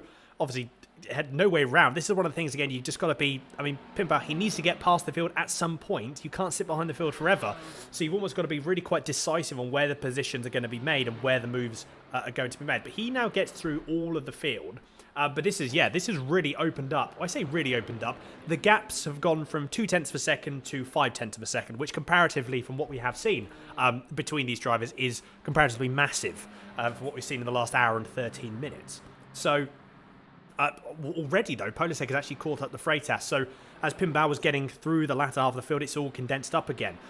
But these drivers as well. So we're going to see Freitas that's just going to get, again, going to be a sitting duck going out onto the Dottinger Straight, and then it's going to allow also, as we have seen before, everyone else to catch up. So these gaps that we've seen here are going to start closing up. David Van Broek has just went on the YouTube chat. Whoops, dead. We've actually got a replay which we're going to look at now. So David, we're going to have a look with you on the stream. So let's just have a quick look here. So Boosted Motorsport line car. Oh, again. That's, yeah, that may be engine gone. This is the problem with the front-engined car. Although it still seems to be going. That was at, correct me if I'm wrong, Ed. Actually, no, I can't find the name. So if you could, I don't know if you have any idea where that was. I think I have an idea of where it was, but I have no idea. I want to hear your. sure. I want to hear your no, best no, idea. you don't need to hear that. No, let's just swiftly move on. But again, the battle here. We've got as well. Who is that behind? That's another one of the GT3 cars. Is that Eunice Holm that's getting involved? I believe. And yes, it is. So Eunice Holm is now making her way through this train of cars here. Again, looking back through Michael Freitas. Look, again, it's just all starting to close up now already. So, yeah, Miguel Freitas is not out of the woods yet, even though with the traffic, he still can't. At the moment, Miguel Freitas, he can't catch a break. Yeah, absolutely. He thought he might be able to capitalise on Pimbao carving his way through the field, but then was closed right back up. And who's that down the inside? That's one of the iRacing Netherlands cars. I think that might be Jamie Malema. Yeah, that's Jamie just carving his way on through. And that caused a little bit of a scary moment for some of the TCR cars. So they were going down through Tiergarten, but no harm done for now. And they can carry on their merry little way. Miguel Freitas leading this long train, isn't it, of TCRs. Each one of these cars in this six-way fight in contention as Martin van Rijwijk in the pits early. In the pits? Yes, why is he in the pit? This is his second That's not pit stop. scheduled because he's going to have to do another pit stop after this point, won't he? Because it's not enough for a full fuel tank. He's done pit exit now. Maybe he has a drive-through or some penalty for something earlier on. Do you know what? Maybe actually thinking about it, maybe he has. Maybe this is an early pit stop for him. Maybe he knows that he's got the fuel. If he's confident, I don't think he will. You don't reckon?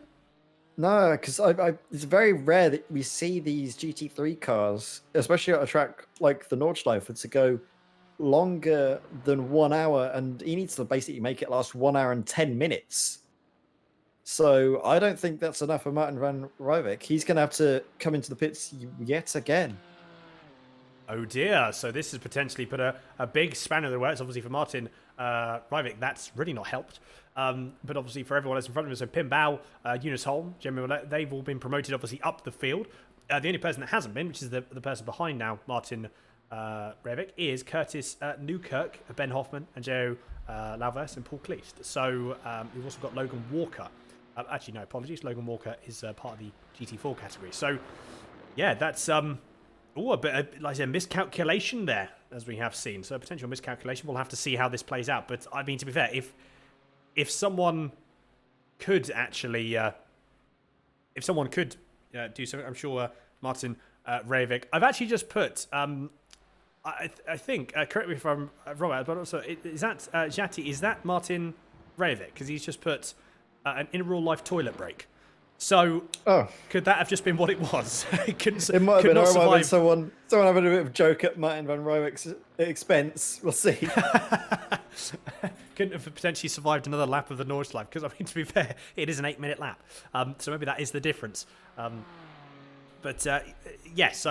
we'll have to see how this plays out. But again, meanwhile, obviously the battle that we've been watching that closely. I'm actually just going to have a look through. Sebastian Herbera is again really sort of continuing his charge forward. The gap now being 18 seconds now. It's actually more or less 26 seconds is the gap between himself and Isaac Barkley. So for that spin at the start, I think Sebastian Herbera has indeed made up for it. He's made up. I think he's only just made up for it. 26-second gap to second place. He's only just making up for that mistake. just a fraction. He could have done a little bit more, but yeah, no, it's a stellar, a stellar drive, absolutely. A fair play from Sebastian Herbera. It was one of those things he just forgot. You could tell straight away, forgot about the incident, got his head down, grabbed it, knew what he needed to do, and then obviously, as we can see now, and this is where we are. A bit of housekeeping as well. Actually, I've just seen. As well, we've got 36 people watching on the stream, so thank you everyone for watching as always. Make sure if you haven't already though, do hit that like button. 14 likes at the moment. I like whole numbers in 10. So just as a bit of a hint there. So if we could just, bump that would be fantastic. We've got Pim Bao. He's gone off track. We've got a replay here going. Oh, that's a fast part of the circuit. You do not want to go. Oh, wow. What a save from Pim Bao. Oh, my goodness. What a save.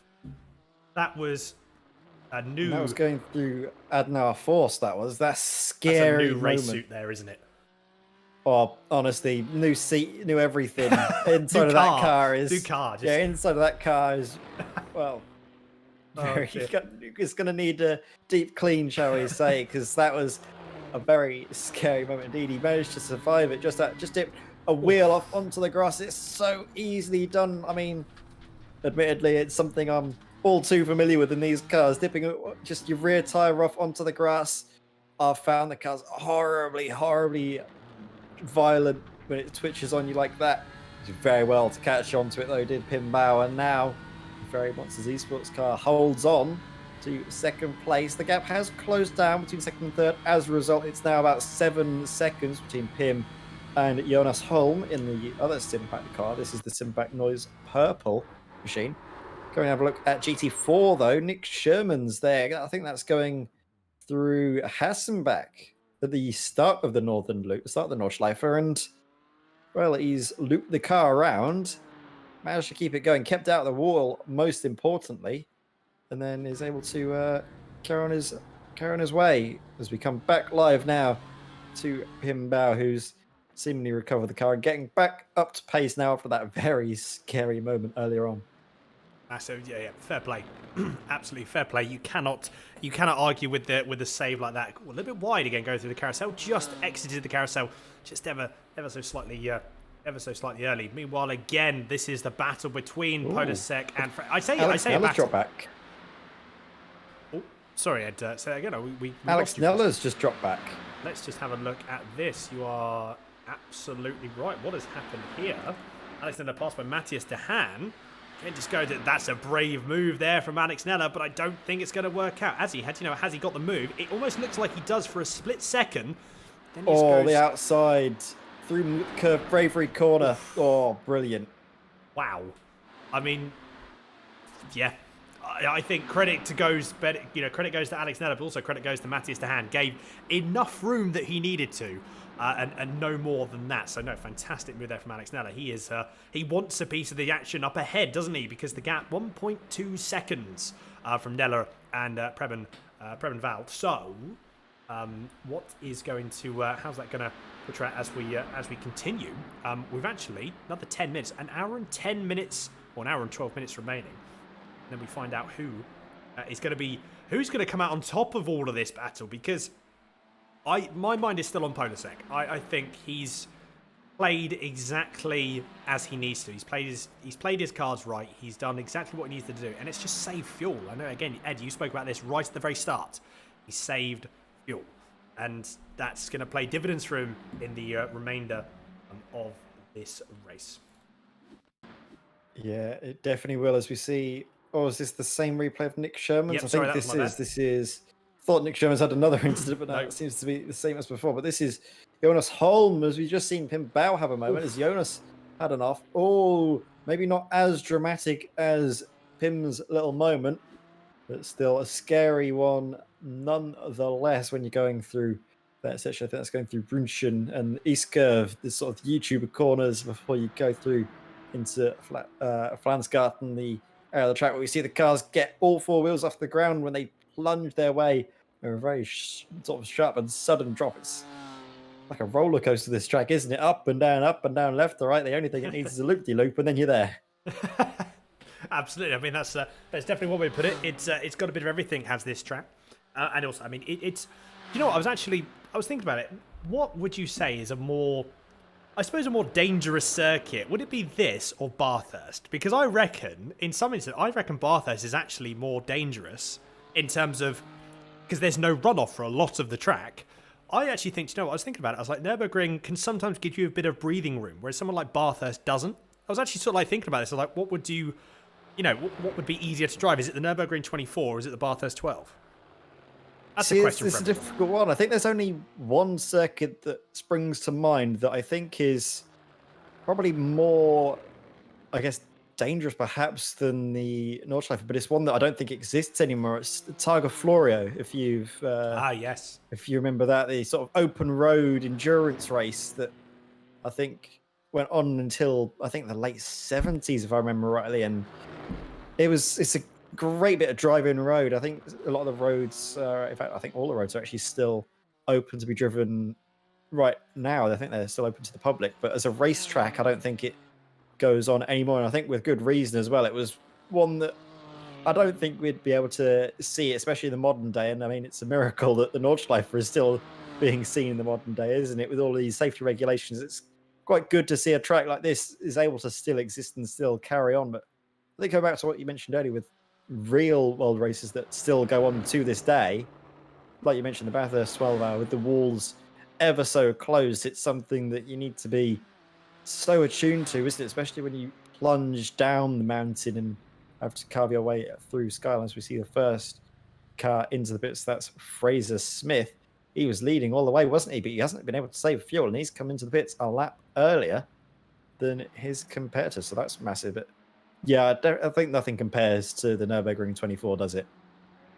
No, I think as a unique spectacle, it's something that again, when all the world comes back to normal, I think this is I've got a lot of stuff to tick off my bucket list. I've done Le Mans, which is just a fantastic experience, and yeah, Nurburgring is the next one I wanted to have done. I've done Le Mans twice, and I'm sure I'll do Nurburgring and want to do that more and more. I think as well, the good thing is like, especially for us, it is like, because obviously we're both based in the UK, like two of the biggest sort of endurances are within relative, close enough distance, so it's not, mega expensive to go. If you want to go somewhere like the Daytona 24 or the Sebring 12, which is obviously this weekend, I mean, that's just astronomical prices for, if we, people in the UK, if they wanted to go. So being able to have Le Mans, Nürburgring, Spa, tracks like that so close to home is something I don't think I took for granted too much. But meanwhile, as we got, I'm going to interrupt myself, Miguel Freitas, again, is being pressured still a little bit more. Michael Polasek, I wonder if this is going to be the lap, because it's coming to the end of this sort of window. I wonder if now Michael Polasek, is he now try and get past and then pull away? We've seen he's got the pace, Ed. How is it going to now? Is this going to be the movement? Is this going to be the move that's going to happen? Is it going to be this lap? Or is it going to be they're just going to follow everyone else into the pits, and then whoever comes out on, to be fair, like I said, whoever comes out on the coming out of the pits first is going to have a very good chance of continuing that, continuing leading the way. Yeah, it depends how close they are coming out of the pits, because if you come out of the pits leading first, all the cars behind, they can just sit there, and then right at the end, they can stop all of the lifting and coasting, stop all the bump drafting, and then just sweep round you going through the Dodger Straight and have their chance at snatching it right at the death. But if I was them, if I was Michael Polasek, I'll just let Miguel Freitas get on with it, stay up in front, and look at this. Matthew Sufi in the 64 racer car trying to get past a very blinking TCR car. That is what was our class leader, wasn't it? I think is that Fraser Smith. Fraser Smith being held up massively there. Oh, I thought he was going to lose it and loop it around there, but I mean, well done. This is something that, well, Fraser Smith really doesn't want to have, especially if that happens. Going on to the Nordschleife, contact between the pair of them. Fraser Smith manages to keep it going. The front wheel drive helping him out, allowing him just to boot on the throttle and keep it going. Oh, he does clatter into the wall, though. His car seems to be safe and without damage, but oh my word, that's definitely not going to help Fraser Smith. Oh no, there is actually a little bit of a mark on the front of his car, and it's Fraser Smith. He's not appearing for me. Is he out? I think he's out. I think he is out. Might have steering rack damage from that. Yep, not ideal. Not ideal at all. Yeah, a bit of a shame considering they both are in different classes. But that was the battle we've just seen in the past there. That was Martin Vreivik on Ross Yost. Potentially all in vain at this moment in time for Martin Vreivik. Depends if he can actually make these positions back. So I said that move was relatively straightforward as we move back on. Yeah, Fraser Smith unfortunately is no more part of this race by the looks. But here we go. So again, Miguel Freitas is the person that's now leading this, leading the TCR category, with Fraser Smith obviously a good way behind. He did take tyres though, which is obviously, I'm sure, something that all of the drivers are going to need to do. They're all going to need to take tyres, because not taking tyres is probably not the wisest of moves here. So yeah, they're all going to be taking tyres. So it It's just who comes out first. This is actually a really tense moment for not only us, Ed, but a tense moment for the drivers, because within as much in the world, but they probably have an idea. You know, Freitas knows that Polasek has been saving fuel. They know that they've been saving so much, but they don't know how much. They're really not going to know until when they all exit the pit lane.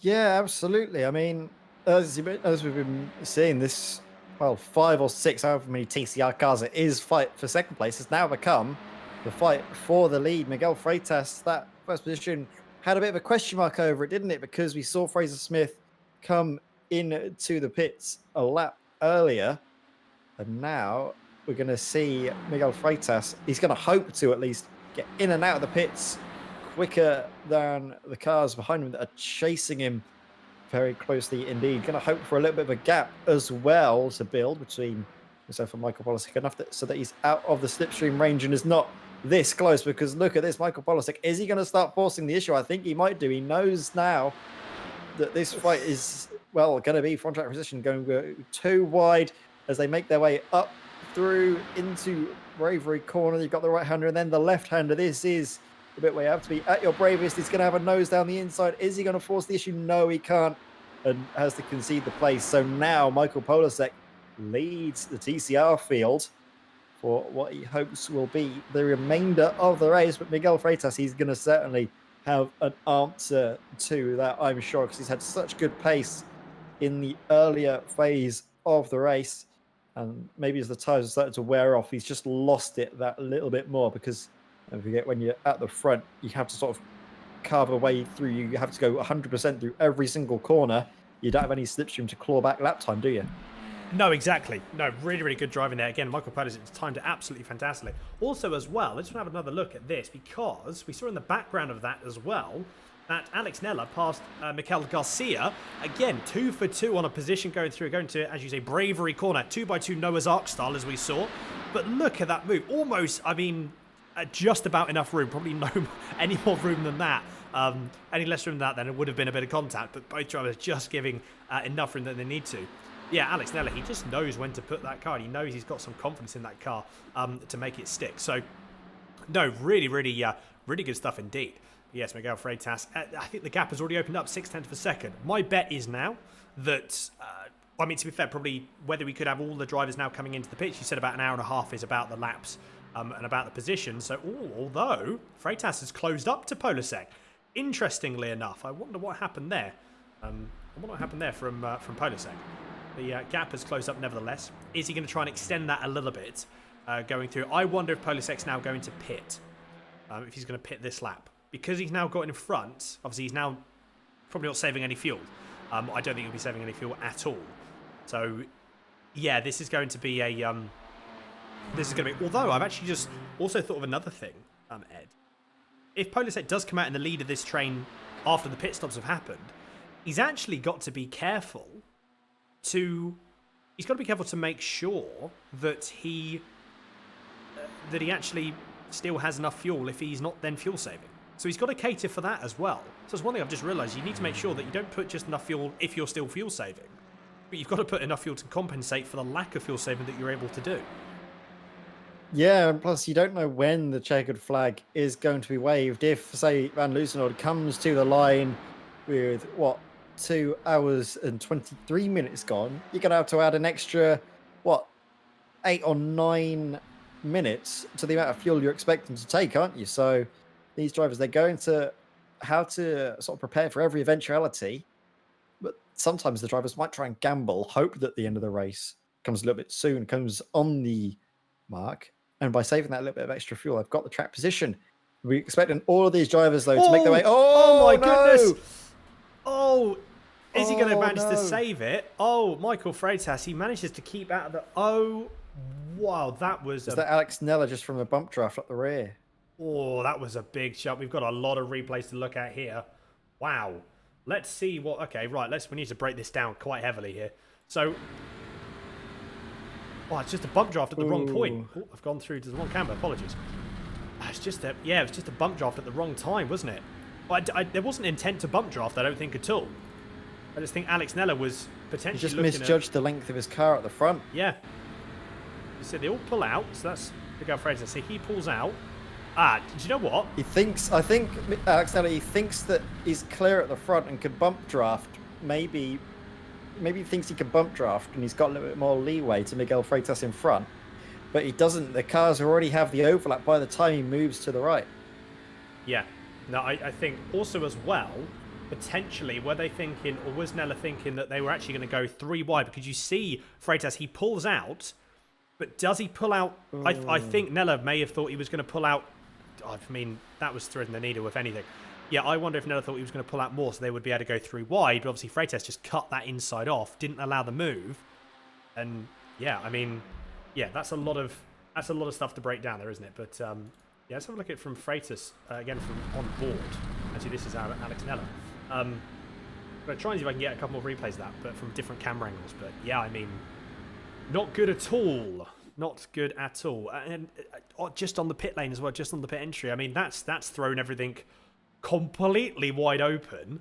And I believe, obviously, Alex Nella has gone Mikel Garcia. Actually, one person that I've just seen, Ollie Peacock, who's now just jumped into the T23 race coaching car. Miguel Garcia now goes and leads the way. Miguel Garcia's kind of come out of nowhere, hasn't he? He wasn't really massively in that fight, but he saved a lot of fuel. He pitted on the same lap as Ollie Peacock and Alex Nella.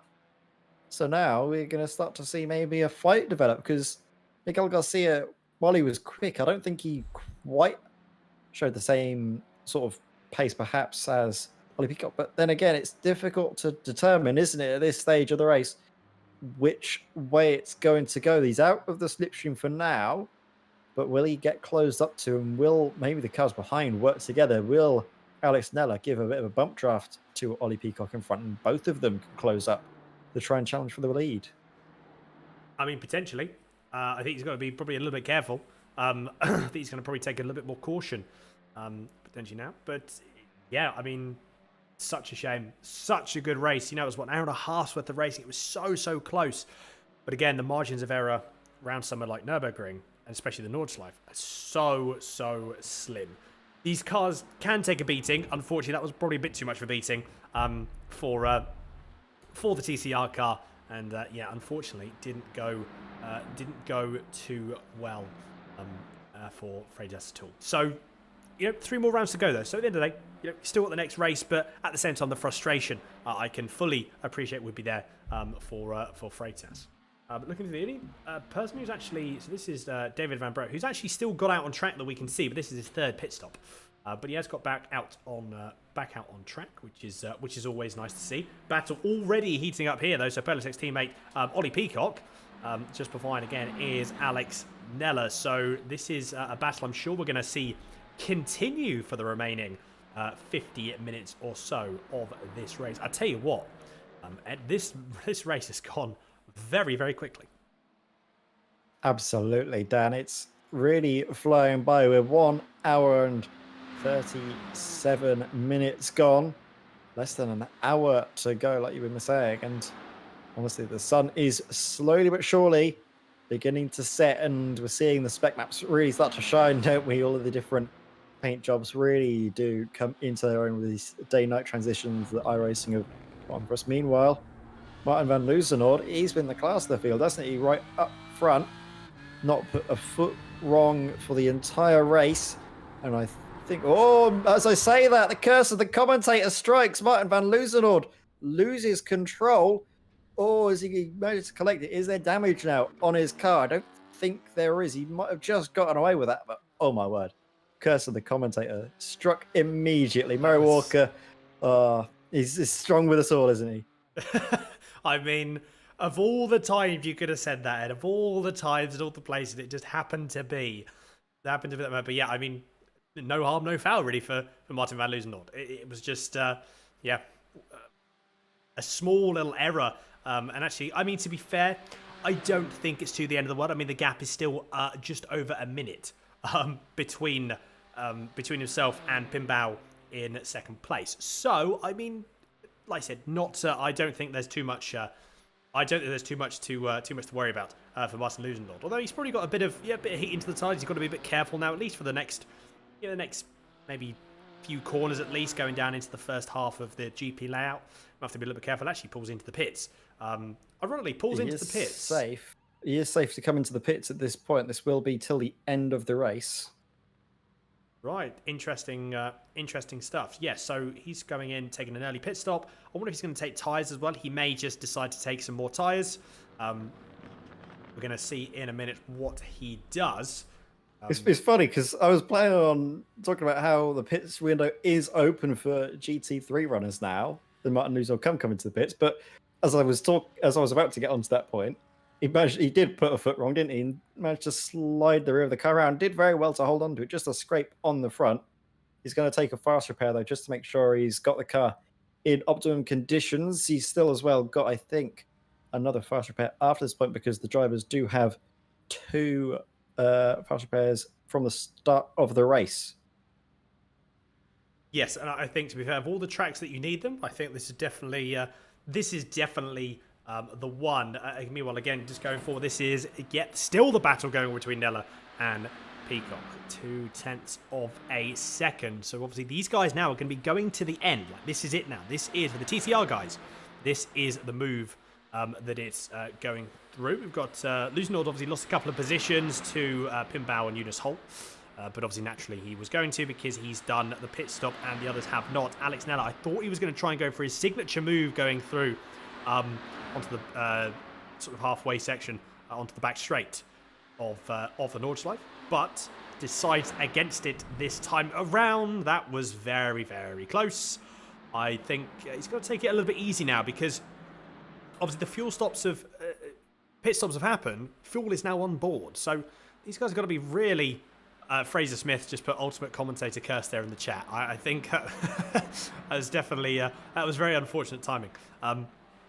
Yeah, so these guys have got to be a little more careful now because you've got fuel on board. It's heavy over the front end anyway. Obviously, the fuel tank, I'd imagine, being sort of the midsection or the rear of the car. So, yeah, they've got to be a little bit careful because, oh, as I say that, oh my goodness, is he going to, oh dear. What a, I think, Ed, we've both had commentators curse moments there. Oh, yeah, my goodness. Alex Nelly really felt the blight, wasn't it, of the Nordschleife at that time. He tried to catch on to it, but these DCRs, these front-wheel drive cars, you sometimes can catch them, and other times when it snaps on you like that, there's no saving it, is there? Look at that. He does so well initially. He thinks he's got it, and then it just snaps on him once more. Sends him into the wall. High-speed impact. That might be Alex Nella's. I think, well, it's not might be. I think that is Alex Nella's podium chances going bye-bye.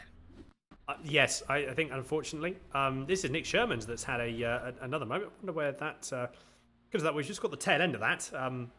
No, here we go. So this is going through again. Oh, in on the grass. That's going to be contact. No, it's not.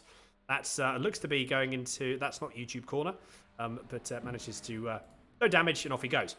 Yeah, Alex, that was a big, big shame. It almost looked like, I think, looking at it, it went one way and then flicked round to the other. As it went one way, flicked round to the other, and yeah, just sort of, yeah, it was a shame. You could actually see, you could hear Alex, he was just mashing his foot to the floor to try and keep the car straight, but at that point, the car would have come back round. Had there been more runoff, any other track, any other corner would have been absolutely fine. He would have just probably gone a little bit wide, gone over the track, maybe into the gravel, straighten the car up, and off you go. But obviously, someone like Nurburgring, that is not the case. So big shame there for Alex Nella. He is still in P4 though. So while he has taken a bit of a punishment, I mean, he's looking pretty aggressive going through the carousel. So while he's probably going to have to come into the pits, absolutely, for a fast repair, yes, he's not probably going to lose too much. Or hopefully not lose too much time, maybe another 20-25 seconds on top of what he's already lost from this point. So, yeah, hoping it's... Actually, no, probably be more than that, sorry, about 35 seconds. Yeah, so hopefully not too. But this is Mikael Garcia and Ollie Peacock. So, Ollie Peacock, the man that's really sort of making moves at the moment. He wants this. Like I said, this is now a sprint race to the end. This is just exactly where they need to be. Although, hangs off a little bit. I thought the move was going to be there. I thought we had the run to come out going through back onto the start-finish line. But he doesn't this time around. Again, biding his time, being patient. What we actually might find, thinking about it, I wonder if this could be actually the thing. This could be the battle now. if Peacock can stay behind Garcia, are we going to see the move being made maybe the last lap or the very, very last time they go through down to the start-finish line? Potentially, yeah. I mean, we're going to see. Oh, is that going to be down the inside? Ollie Peacock. Yes, it is. Into the first corner, hard on the brakes. A little bit of a slide on the rear, but these TCR cars, they're nice and stable platforms, and there didn't seem to be too much of a fight back, was there, from Mikhail Garcia? He was quite cooperative in that move, and now Ollie Peacock finds himself in the lead of the race. It was been hard fought, and now he's going to hope that he can, like we've been saying, clear off down the road. This is but yeah, unfortunate to see what was hopefully going to be a really exciting fight till the end in the TCRs. We didn't quite know what was happening with Fraser Smith's strategy, if it was going to really work out for him towards the end, and as well we saw Miguel Freitas involved in another incident earlier on. It just didn't quite go those drivers' way, but there is still other rounds to go in this championship, and we'll hope to see all of them back out on track in, I think, a few weeks' time is the next round. It is indeed. Yes, you're absolutely right. We've got Carsten in the YouTube chat saying "Go Volante." So thank you very much, Carsten, for that. Yeah, it's a shame. It is a big shame. But yeah, like I said, drivers do have other opportunities to make their way and to actually, come back and put in another strong performance. I mean, if that's going to be the race that's going to happen, I'm so ready for this championship. I'm so ready for this series. It's going to be amazing, and I just can't wait to get it going. Meanwhile, actually looking up ahead now, Martin Luzendorf. I know this is a battle, obviously, that's a bit of a it's a battle that's not going to be lasting long, because obviously we do have Eunice Holm that need to both Eunice Holm and Pim Bow need to make some pit stops. And obviously Martin Luzendorf, it goes to show again the gap that Luzendorf had, because he's pitted at an extra pit stop amongst the top 5 or 6, and yet he's still in 3rd place, and obviously very quickly potentially going to be back up into 2nd. It depends though, how long can Eunice hold? Is he going to try and hold him off at all, or is he just going to let him by and let everything go ahead? I wonder. The gap has come down there between Eunice Holm and Pim Bow. It's 6.9 seconds. So if Holm can keep this pace up, then we might see. Yeah, there we go. So I think, to be fair, that was a move that Eunice Holm was never going to fight, and he almost sort of like just allowed the move to happen. There's no point fighting. Try and lose as little time as possible, and even actually maybe catch up a little bit and get a bit of a toe to Pim Bow, because I think that's a battle that's going to heat up. If these guys, if Holm can really put in those laps, that's going to be a battle to watch out for come the end of the race. Yeah, absolutely. Jonas Holm has been showing some good pace in this second stint of the race. I think he's going to have one more pit stop to go in maybe the end of this lap or the lap after. Going to see exactly when these drivers come into the pits. Keep an eye as well on Pim Bow when he makes his way into the pits, because that could have a big knock-on effect, doesn't it? The amount of fuel the drivers take, how early they pit, can really shake up the order towards the end of the race when the final pit stops come in. Look at that though, the slipstream working very well for Jonas Holm here. He's in the perfect position to really capitalise and gain time on Pim Bow, isn't he?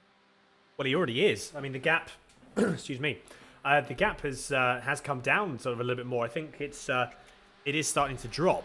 So, yeah, like I said, the perfect position that Eunice Holm needs to be in, because he's just allowing them, he's allowing to be actually catching up as well. You can see on the delta, the times are coming down as they're going through. You think he pulled a couple of tenths, which is a couple of tenths that Pim Bow wouldn't have.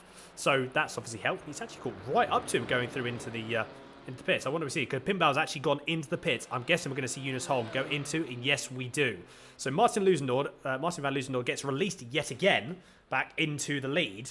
So both P2 and P3, the fight is still very much on as we go into these closing stages of this race. But yeah, it's sort of opened up again. I know we talked about this before. Calm before the storm. A lot of things are going to happen. A lot of potential things, a lot of potential changes can still happen. So, but this is very much a key as well. What happens here between these two drivers? Who is going to come out on top? Who's going to be the first person that's going to go out? Who's going to be the person that's like I said, we really don't know. I've actually just seen, and correct me if I'm wrong, Ed, but Ollie Peacock's obviously got past Garcia. And was that something that there's been so much action going on? Was that something? Yeah, I think we did see Ollie Peacock get into the lead. That was going into turn 1. I think that was a bit cooperative because they both, I think they're both full send racing drivers. Ollie Peacock in the T23 race coaching by full send racing machine, sending his way down the inside into turn 1, making it done nice and cleanly. But Mikel Garcia hasn't been massively dropped, has he? The gap's still well under a second, about 5/10 between the pair of them. So maybe Mikel Garcia is just using the slipstream to his advantage, and maybe come the end of the race, we might still see some folks as long as he's able to keep this gap at this sort of level, at this sort of distance, going onto the Dottinger Straight. He could be in with a chance. Look at that, though. You can hear the tyres squealing from Ollie Peacock. He is really wringing the neck of his Audi TCR car, and by using all of that tyre performance, maybe towards the end he might find himself slowing down a little bit as he's blinking in and out. I'm not sure if that's the same for you or not, Dan, but for me, he's having a little bit of an internet worry, which might not be too dramatic. He's not blinking for, say, several seconds at a time. It's only for about a second or half a second, and then it's back appearing. So he might be all right. Yeah, I think to be fair, good. Yeah, hopefully there's no more. Hopefully there's nothing too. Ooh, Pinbau's come out behind Jonas Holm. I was noticing this, looking at the pit stop time. So, as an example, Jonas Holm, his last pit stop time, actually in the pit stationary, was 27.35 seconds. Pinbau's pit stop time was 53.1. So, one would assume that tyres were taken for Pinbau and tyres were not taken for Jonas Holm. That's my only thing that could have been. Tyres is about 30 seconds, which is about right, I think, for general tyres in iRacing to be changed. So, are we going to see lap times absolutely plummet for Pinbau? And is he going to catch up? I mean, he's got 3.3 seconds up to Jamie Malema, and the gap, I believe, has actually come down. It was 4.3, it's now 3.3, and the gap is coming down even more. So, I wonder if this is going to be something that we're going to be. If it's something we're going to be seeing that's going to happen. I mean, that's a lot of time to make up in the space of getting on for just over half an hour. That's a lot of time to make up. Although, absolutely. I mean, to be fair, we won't find out yet. Well, we will have to keep our beady eyes on the times that are coming in. Well, exactly. That was just gone out of your shot just there. So again, already a 3/10 off. Already 3/10 taken out. Going to be another 4/10 probably going through here. Look at the time plummet going down here. Again, it's just that additional grip. Actually goes up a little bit there. So, I think once these tyres come up to temperature, then, yeah, we're going to see these times start to plummet. I've actually just looked as well. The gaps aren't as big as I first thought. It seems that 30 seconds is a bit strange. The gap's only, I think, 16... it's about 20 seconds, I believe, between Jonas Holm and Pinbau for both of these drivers. So that's a doable figure, I think. That's a doable number in the space of half hour, especially at a track like Nurburgring, where, again, the commitment can gain you so much time. It's a bit of a higher risk, but a higher reward. Yeah, absolutely. But it is all about that commitment, and he's going to have to drive his car right on the limit from now until the end. He's got just about 30 minutes, half an hour to catch up, and then also past Jonas Holm. It depends, doesn't it, really, on the amount he's able to gain with these fresh pair of boots on. Mikel Garcia we're following now, though, right up behind Ollie Peacock. So even though he's not leading this race, he hasn't really been dropped, has he, by Ollie in the other full send racing car, the T23 race coaching full send racing machine. Maybe if Mikel Garcia keeps in this spot until the end, he might be in with a chance of sending a last lap pass going through Tiergarten. Yeah, I think that's one of the things that it's not a bad shout, to be fair. It's Peacock just going a little bit wide there, just allowing the gap to close up between himself and Garcia just a little bit more. Yeah, it's something that it's going to be a tricky one, because you either make the move on the second or going on to the last lap, So the second to last lap you make it at the end in that position there, going down the dotting here straight, or what you do, and you hope that you can just have the pace and you can just switch it on and just pull that gap enough before the last lap. Or what you do is you try and make the move, which is very, very brave, on the last lap itself. 3 or 4 quarters before the actual, before the end. So it's tricky. It's a really, really tricky one. And again, with how close that these guys have been, and obviously this gap is not showing any signs of opening up. So yeah, I really don't know if I'm actually, if I'm perfectly honest with you, it's something that I have no real. I'm just not too sure about. There's 2 ways you can play it, I think, and they're sort of the 2 ways that you can. I think if you try and make the move any sooner, then all you're going to do is just drop. You're going to drop time because you've got Matthias de Haan, who's not putting in slow lap times by any stretch of the imagination, and the gap is actually 12.7 seconds. It sounds like a lot, and it to be fair, it is. In any other track, it would be massive. But 12.7 seconds around here, if these guys are battling for the course of a lap, that time is going to absolutely disappear. So if these guys really battle, don't count Matthias de Haan out at all. Oh, that was Ollie Peacock getting very sideways on the entry there. I know that's how you got to sort of drive these cars, almost steer it with the rear and try and pitch it round, but that's a little bit sketchy. Already though, look at the battle through here between Pinbao. Look how much Pinbao has caught up. It's about 4 seconds in the space of a lap. So it goes to show that you can see the traction that Pinbao's got in this car. Like, he's got so much more confidence. He's practically sort of letting off, but you can see again, he's so much more confident on the throttle and that mid-corner speed as well. That's really helping him carry that speed, carrying the confidence through as well. And I think the last third of the lap, Ed, is where new tyres are really going to play your factor.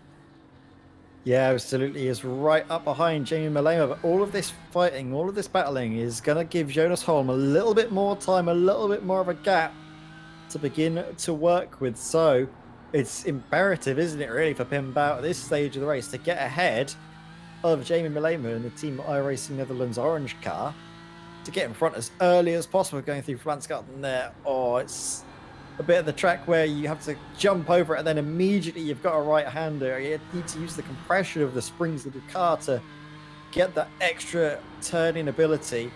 And I'm amazed that we haven't seen too many incidents there as we go now through the Beloff S's. The fast sort of end to the lap, isn't it? Look at that, the sun as well, glinting. Oh, iRacing have done such a good job, haven't they, with the day-night transitions. As Pinbao, is he going to do a good job of a pass as Van Loosenhoorn sets the fastest lap of this race so far, an 8-minute and 7.3 second lap. Wow, oh wow, oh wow. And are we going to see a wow moment from Pinbao? Well, I think, to be fair, if there's any position that's gonna happen, it's gonna be now, because he doesn't want to sit behind. Look at that. He's got about 27 minutes left. That's what, 3 laps? That's not 4 laps actually, potentially. So he hasn't got very long to do it. He's got to catch up. What's that? 13 seconds. So is the move going to be had? He's already pulled out of the slipstream. He knows that he's got the pace. He knows that he's got the power. Can he get the drive done before the time? You've just seen it switch on the Delta. And is there going to be a fight back from Jamie Malema? I don't know if there is going to be, purely because I just don't think he has really the drive in the tyres. He hasn't got the grip in the tyres to be able to do it. We saw that. There's so much more confidence from Pinbao. What happens going through here again? You can already see that gap has opened up ever so slightly. This is where it's going to open up big time here, if he can get the traction. And again, look at that. It's already opened up about half a second. Ross Yost back in the pits, as well as Michael Peterson.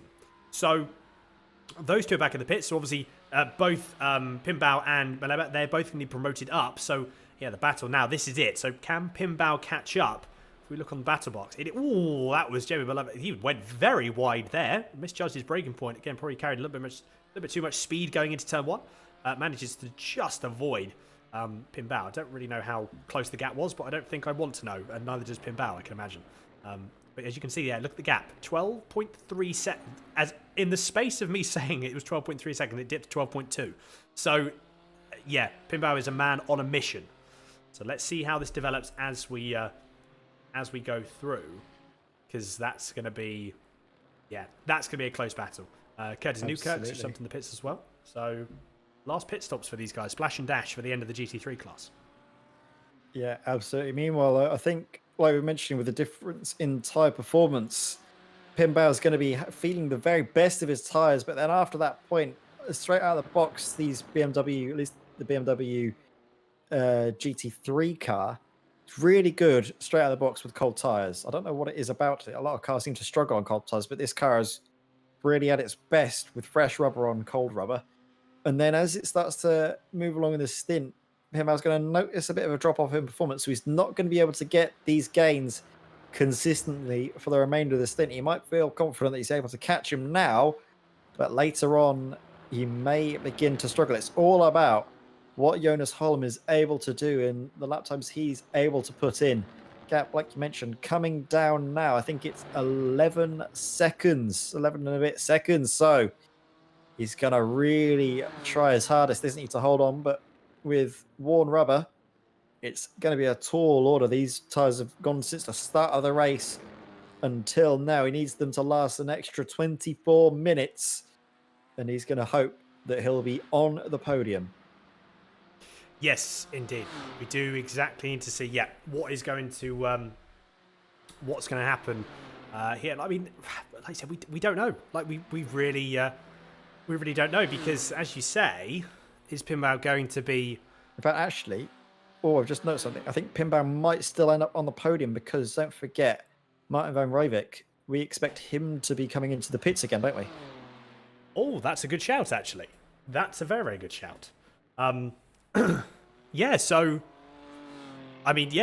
potentially, as you say, Jonas Holm could be in P3, as it stands, but Pinbao, they could be a podium on the cards already, and it's just for glory if they can get P. This is going to be a battle potentially for P2. So yes, we'll have to see how that goes. Meanwhile, battle down here now with the GT3s between this is Peterson and Valema. So I wonder, Jamie Valema, he's just dropping off a little bit. Like he can't seem to find this latter stage of the race. He can't quite find the pace at this moment in time in the Team IRNL orange car.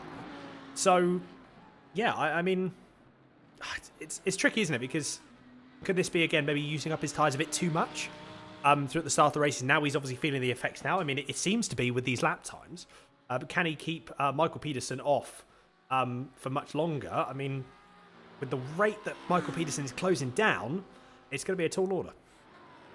Yeah, definitely. And I mean, Michael Pedersen, he is closing down very quickly, but in the Audi GT3 car, it's notoriously light on its feet. It's very good on tyres, so he might be seeing the difference between the bigger, beefier BMW and sort of the lighter, what you call more agile, more delicate Audi R8 coming into play towards the later stage of the race. While the Audi R8 might be a little bit twitchier, a little bit harder to drive, more prone to oversteer, the BMW being a stable platform with the understeer, it does work the tyres a little bit heavier. And then come the end of the race, we may start to see this be a recurring theme, maybe the struggles of the tyres for these drivers as we see, a big slide, isn't it, coming out of the right-hander, and that's all the invitation Michael Pedersen needs to try and send a move. What is going to be the outside and then the inside, a flash of the headlights, very frustrated, and then dives through not only one car, but two of them, dives past the back marker Audi RS3 LMS TCR car, and now Michael Pedersen is up in 5th position. There's a move there that is done and dusted. Absolutely, you are correct. Looking again at the battle that's, again, another close battle that seems to be, again, the accordion effect as well. Mikel Garcia, and that is Ollie Peacock again still. Although, looking at Havant, I was about to change, but look at this. Jamie O'Leary, he's not wanting to give that position up too soon. So what is Peterson going to do here? Again, no move to actually happen. I don't think there's any moves to be happening down here. Whether Valemi, he just hasn't got the tyres in it. But that was Peterson getting so very close to the exit. Yeah, it's almost that for a split second there, Jamie Valemi, he found a bit of a second wind there, and the car just picked up some pace in the slipstream. But it seemed to be that he wanted to make the move. But this is where are we going to see if he can stay with him within that sort of maybe half a second, 0.6 of a second window, that he might still have an opportunity to get back in the last few corners before the start-finish line. So, I mean, the gap as well, it's 0.3 of a second now. It's still well within a tow window. So this battle may not be over just yet, Ed. Yeah, definitely. We're going to see, though. I think Michael Pedersen, let's have a look at his pit stop time, because I think Michael Pedersen, did he put a fresh pair of boots on or not? It's difficult to see. Pit time is 25 seconds. So maybe it wasn't just a fresh pair of boots, or maybe it was just he's on tyres that he started the race, but it is just the stability, the dependability of this Audi R8 on its tyres coming into effect. And he's slowly but surely building a gap now in the final third, isn't it, of the Nordschleife, using all of the grip he has to his advantage and trying to pull away before he gets onto the Nottingham straight. Meanwhile, what is the crucial gap between Jonas Holm and Pim Bau? Because I think now it's dropped down to under 10 seconds. It has indeed. It's 9.6 seconds is now the gap. There we are. It has just dropped under 10 seconds. Close. So it is close. I mean, this is doable. This is definitely doable for Pim Bau, but I believe it was Jackie Stewart. Catching up is one thing, getting past is quite another. So with 19 minutes to go. Ooh. Oh my word, we're in the 8-minute sixes. I mean, losing it, he just can't give anyone a break, can he? 5 seconds quicker than Martin Rejovic. 5 seconds quicker. That's just, yeah. you can't argue with those times, can you, really? You can't argue with those times at all. It's just a man who knows exactly what he needs to do, puts his car in the right position, and just laps and off he goes. It's been a relatively clean and easy start for the season for Martin van Loozenord. But yeah, the gap. Look at the gaps come down. 8.4 seconds now. I mean, at this rate, Pim Bau's going to catch him way before the end. And I think with this pace and speed difference, I don't think Jonas Holm's going to have anything to say about it.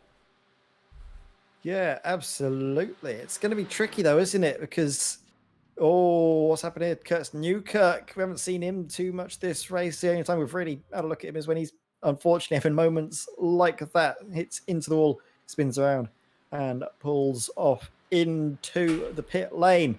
But look at that. Yeah, the gap is coming down, but with, I think, 16, or not 16, about 18 minutes or so remaining, he needs to gain 8 seconds. Let's be generous. I say about half a second a lap.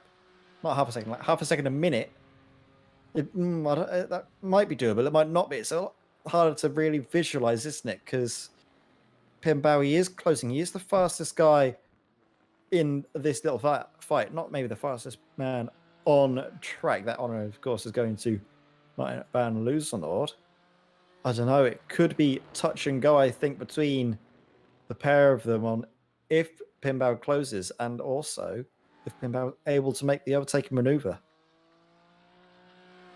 Potentially, yes. Potentially. I mean, yeah, we just need to see how this goes. The gap's come down yet another second. So, I mean, yeah, it's going to be so close. Like, because you think as well, I mean, this is what, just ticking over. So 20, actually, I can't do maths at the moment. There's less than 20 minutes to go. So, yeah, there's going to be potentially two more laps. And again, as well, like looking through the GT4 series the GT4 class seems to have spread out a little bit. It seems to spread out. So you've got Isaac Barkley, obviously still leading the pack in the GT4 class. Although Sebastian Herbert, I mean, again for the instance, he's done again a stellar job. So he's still P2.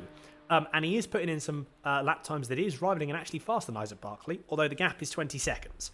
So, unfortunately, it's the gap is 20 seconds. I just think unfortunately that it's just a little bit too big. Again, touch wood, provided I think that nothing happens, but yeah, slightly too big of a gap. So Isaac Barkley does come into the pits though. Actually, do you know what? He's come into the pits, and yet Sebastian Herbert. I wonder, are we going to reckon that Sebastian Herbert, he's going to need to make another pit stop? I believe, is he not, Ed? I'm actually... I think it might be close. I don't think he will, actually. Maybe Sebastian Herbert can keep it going. Sebastian Herbert last came into the pits on lap 10, I think was his first stop, wasn't it? And we're now on lap 16. Maybe Seb can take it to the end. It might be close, but I think Seb could take this till the end of the race. Interesting. Okay. So we've got to watch out. So that's another thing we've got to watch out for. Like again, we don't know until like the last lap of what's going on. So we just got Simpat Jimmy on the YouTube chat saying yes, my boys are second and third. Indeed they are. So doing a stellar job. But yeah, so I mean, again, there's That's lots of the things question, though, isn't it? Yeah. Are they going to be second and third for Yes. much longer? Because Pim Bao is really closing down, isn't he? He is indeed. Yep, looking at the gap, 6.17 seconds. It's not going to be too long before the gap ticks under to to 5 seconds. You can see at the bottom right corner of your screen yet again. Is it going to drop to under 5, under the 6 second mark? I can't see it taking too long before it does drop down. To be fair, and this is pace. I don't think with traffic being involved, or at least minimal traffic being involved. Like, we're not seeing a massive drop off. We're just seeing a very, very consistent drop off. But that last lap, Pim Bao was the fastest of the GT, bar Martin van Duzenord. He was the second fastest person on track by 0.8 of a second. That was to Martin Vreivik. He was 5 seconds quicker than Jonas Holm, and that's over 1 lap. And the gap is just about to tick over under the 6 second mark. So, yes, it just ticked over just for a split second there. So I can see I can see obviously Pim Bao catching him up definitely, but it's where the move is going to happen. Is it going to be again on the last lap, actually going through on the run to the start finish line, or is it going to be, moving on to the last lap?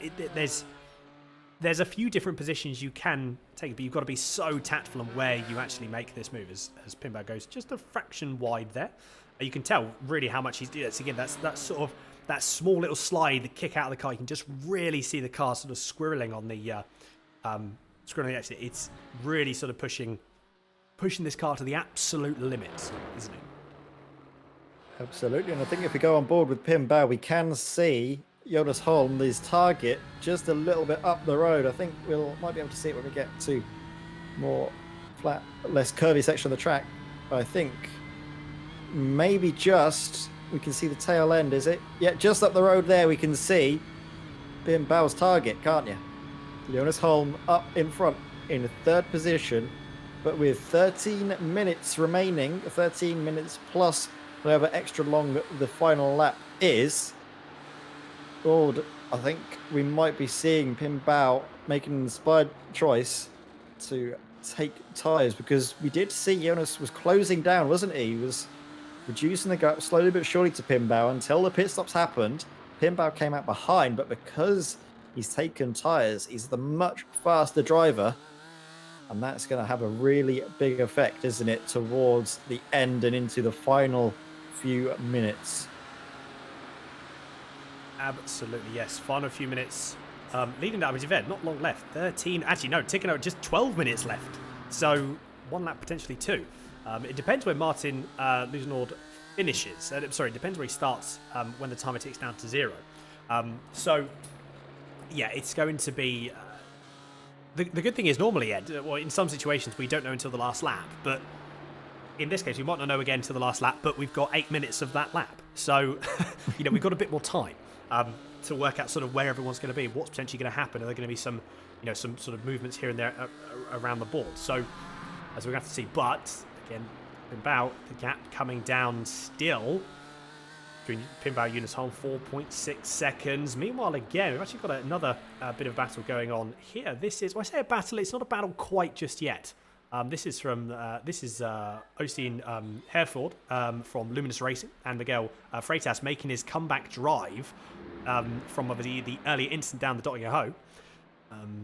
So is this going to be, I think it's going to be a move probably up into, this is for P4. This is the battle for 4th place. Is there going to be a move going through into turn 1? We're going to have to see in a moment. I don't think Miguel Freitas is a little bit too far back. He pulls out to have a bit of a look. I think actually, do you know what? He might try and make the move sick. No, he's just a little bit too far back. But that move, the race he's closing in, I don't think that would be a move that happens too much further down the line. So all things considered then, Ed, for Miguel Freitas, I think 4th is a respectable position considering what happened. Yeah, absolutely. I mean, I'm sure he'd be hoping for something a little bit better considering he was in contention for a race victory, but it's just all about getting consistent finishing points as we see. Oh, Paul Clist have a bit of a moment, spin the car around. I don't think there's any cars coming through in the immediate vicinity, so he has a little while to make that 3-point turn and get back on the way. But Miguel Freitas has got ahead of Osteen Herford. We're going to see it now. Look at this, down the inside into the hairpin. Nicely done. So Miguel Freitas comes ahead of Oystein Herfjord. Luminous Racing car was doing so well earlier on, wasn't it? It was in that 5-car fight, but the pit stops didn't really work in his favor. And that was actually Martin van Loozenord. So we were wondering where he is out on circuit. We've just seen Martin van Loozenord coming through the shot now as, Martin van Rooijek, this is it. Yes, he has come into the pits now. And that has allowed Jonas Holm and Pim Bao, most importantly, through into the podium places. But how close is Van Rooijek to Pim Bao? Are we going to see all three of these cars congregating together on track at the very end?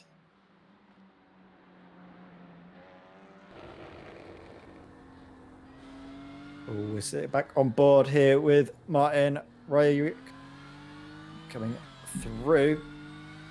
And where is the gap between himself and Pim Bao? Oh, I'll tell you what, Dan. It's only about 1.4 seconds. I know. It's 1.4 seconds, and the gap between Jonas Holm is... Do you know what? I mean, Martin Rooijek, he's still got potentially positions to... P2 is still not on the... It's still not off of the cards for him. Because if you look at the gap, so you can see, obviously, this is on board with Rooijek. You've got Pim Bao obviously up ahead, 1.3 seconds. And then up the row, which we could probably see if we go switch on now, in Bao's camera, you can just see on the right-hand side there, getting held up a bit, though, is Jonas Holm with some traffic. So, this battle, 3 seconds is the gap. Obviously, Martin Rooijek 1.3 behind. So,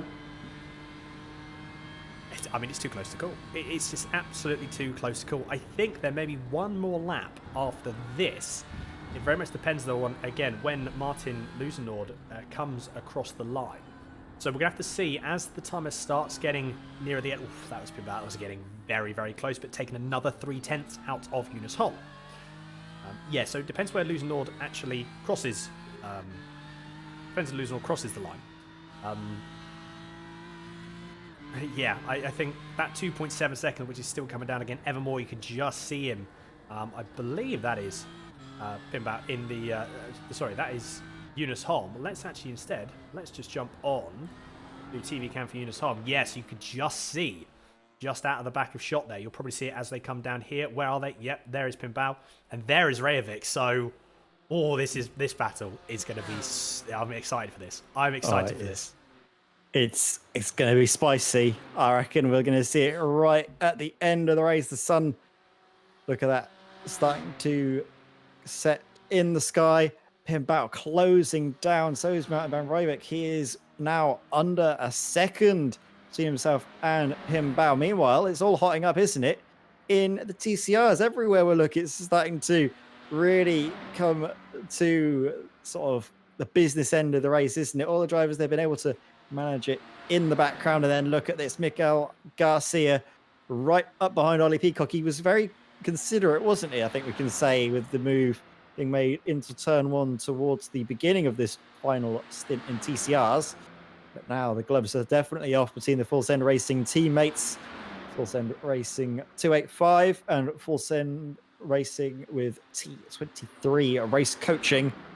Going to be going wheel to wheel, I am sure. Because you can just see the attitude, can't you, of Miguel Garcia's car. He's really close behind. He's not like he's sitting and content to stay behind. He's really quite aggressive with how much he's trying to push Ollie Peacock forward. And actually, in all of this, Martin van Rooijek, has he closed down to Pim Bao within half a second? I think he has. So everything is beginning to hot up now.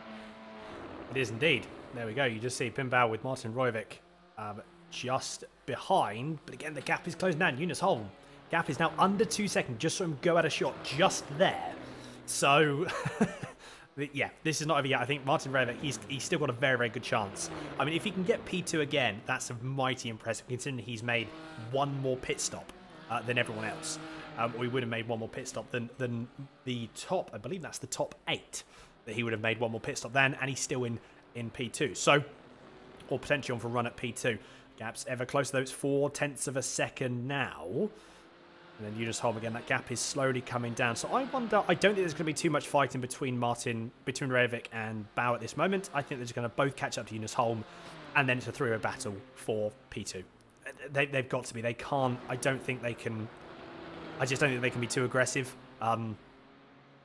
I don't think both of these drivers, Bao and Revit, they can't be too aggressive now. They've got to catch up to Holm first, and then they can start battling all three. Because if Jonas Holm, if he pulls away, they are catching him up at a fairly quick rate of knots. But if they allow him to pull away too much, then he might not be able to come back. So, yeah, we're going to have to see. Although, as I say that, I think Reivik might decide to prove me wrong, and he's going to try and make a move going through. That was very, very close. I thought it was going to be a move there, Ed.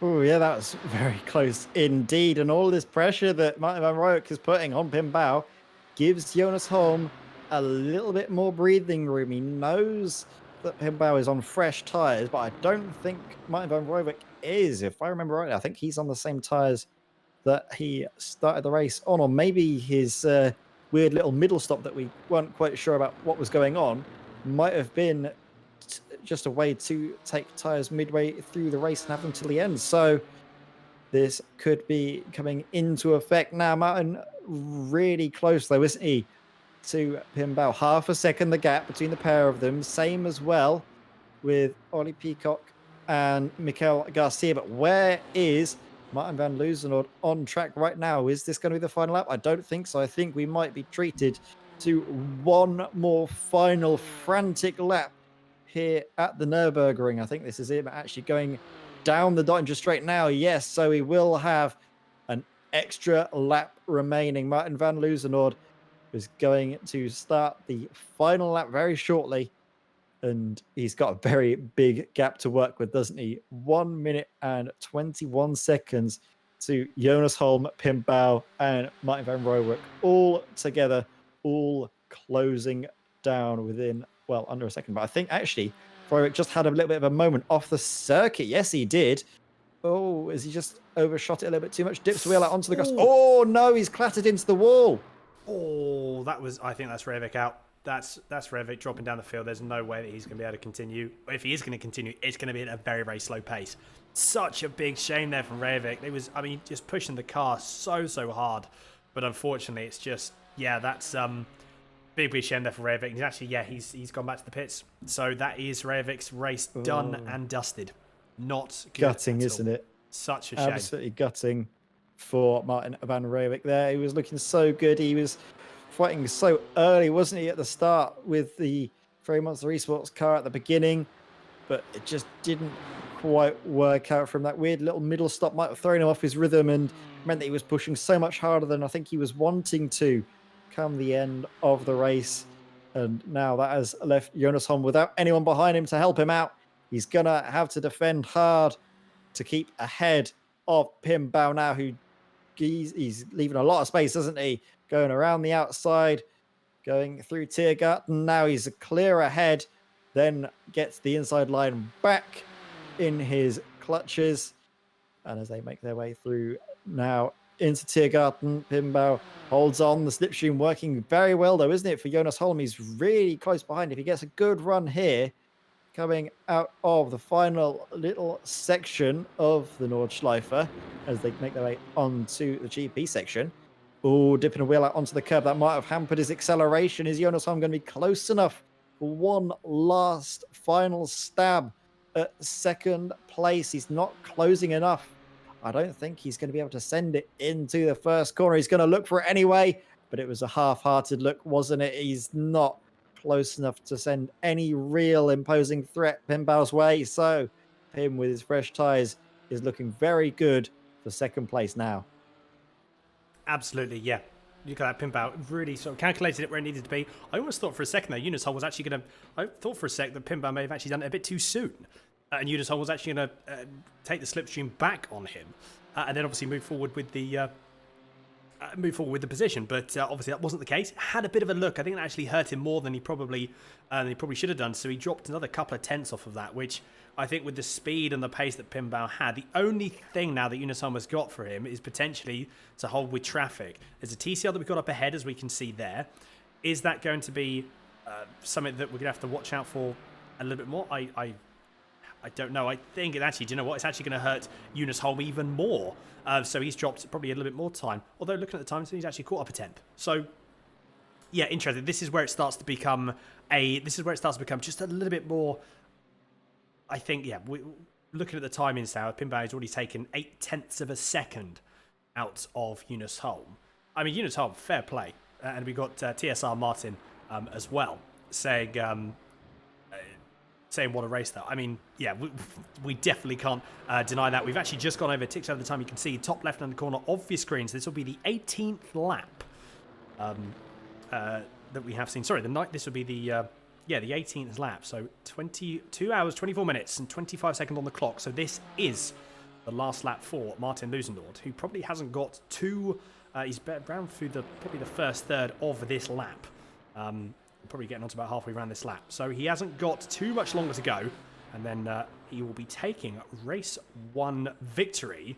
And I mean, Ed, to be fair, of victories go, I think that was couldn't be more dominant than that, to be fair.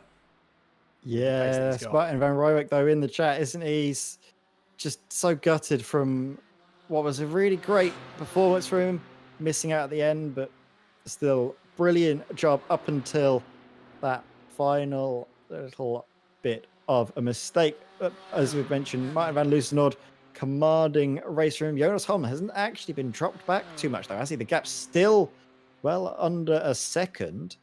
Maybe if Jonas Holm is still there in contention, Pinbau might not have an easy time as he was thinking come the end of this race. He's gone through the best of his tyres. They're still not on equal footing. Of course, Jonas Holm's tyres have been there since the beginning of the race. Pinbau's have been on for the past, say, 20, 30 minutes or so? I'll say around 30 or so minutes. So that means that Pinbau is churning through the best of it, and now he's going to try and hold on. Jonas Holm, look at that. He's really closing down the slipstream, working to great effect. I don't know how to call this. This is going to be very close. TSR Martin, as we've just seen in the chat. Well, Martin, you might have something to cheer about. Yeah, your teammate might find himself up into second place come the end.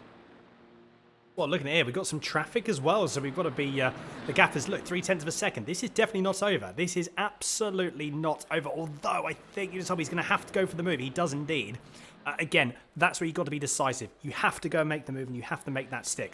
The TCR car, they saw that was going to happen, and then off they went. So, and they had to get out of the way. Pinbau going just a fraction too wide there going through, although he has got the grip that he can allow himself to. He's got a bit of leeway going through there. But yeah, 0.4 of a second. I think the last third of the section, the last third lap is where, again, it's going to be where Jonas Holm is going to struggle. He needs to make sure he can try and just manage this traffic as best he can, as we've got a little bit more traffic coming up now. Although I think both drivers are going to get past going down onto the back section. Miguel Freitas up in front? Yes, it is. Yes, that's Miguel Freitas. And, I just noticed, Dan, where are the TCRs? Because we might see the conclusion of this Ollie Peacock and Miguel Garcia fight before we see Pinbau and Jonas Holm come across the line. This is it. They're going through the carousel now. And where is Martin Van Lusenord? Is he right up behind them, or is he in front of them? It's a, because you know what? Depends where is Van Lusenord. Van Lusenord is, I think Martin Van Lusenord is in front of them. So we'll see Martin Van Lusenord across the line. And then we've got the TCRs battling away. Oh, this is going to be very close, isn't it, between those two? We saw they get ever so close. Well, within range of the slipstream. I think Miguel Garcia, as long as he's within about half a second or even 0.6, where he is at the moment, going on to the Dottinger Straight, he's going to have enough speed to potentially send a move through Tiergarten in the final section of the Nordschleife. Well, he's going to have to be close, isn't he? He's got to be close, and he's got to make sure that. I mean, yeah, it's going to be tricky, isn't it? You can't. You've got to be making sure that it's going to be, again, that decisive sort of move. Like, looking at the gap, it's 0.7 of a second. While it seems like an absolute eternity that these drivers have to. Ooh, that was so close there.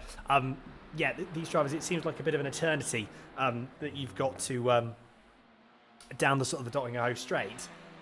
I mean, it's just under 0.6 now. Is that going to be enough? I mean, to be honest, I'm really not 100% sure. Whereas Martin Lusenord, he's got one. Well, it's going down the Dottinger, speaking of which, for the last time this time around. And yes, he will be taking the checkered flag for race 1 of the Simracersworld VLN 2.4 hour series. Again, as we're going into dusk, a great shot there, as we can see. So the final section for the last time. How is he going to play? So I imagine cautiously and safely. I think he's going to be. Is he going to play? Is he going to be playing this? Actually, I've just seen Eunice Holm. He's just had an accident. Eunice Holm's had a crash. So I really want to quickly go. I'll tell you what, Ed, I'll let you talk through Martin Lusendord's last few corners while I get the replay. Yeah, Martin van Lusendord, just one more corner to go, and the RHG esports team will take their first victory in the first race of the Simracersworld VLN 2.4 hour season. Great performance from start to finish. Martin van Lusendord didn't look like he was ever in doubt for the race victory. Great job for RHG esports. Martin van Lusendord, the solo effort class of the field. Meanwhile, the TCR battle is hotting up. Look at that. Mikael Garcia has gotten ahead of Ollie Peacock. The slipstream is so strong, but now look, Ollie Peacock is going to try and send it back side by side through Tiergarten.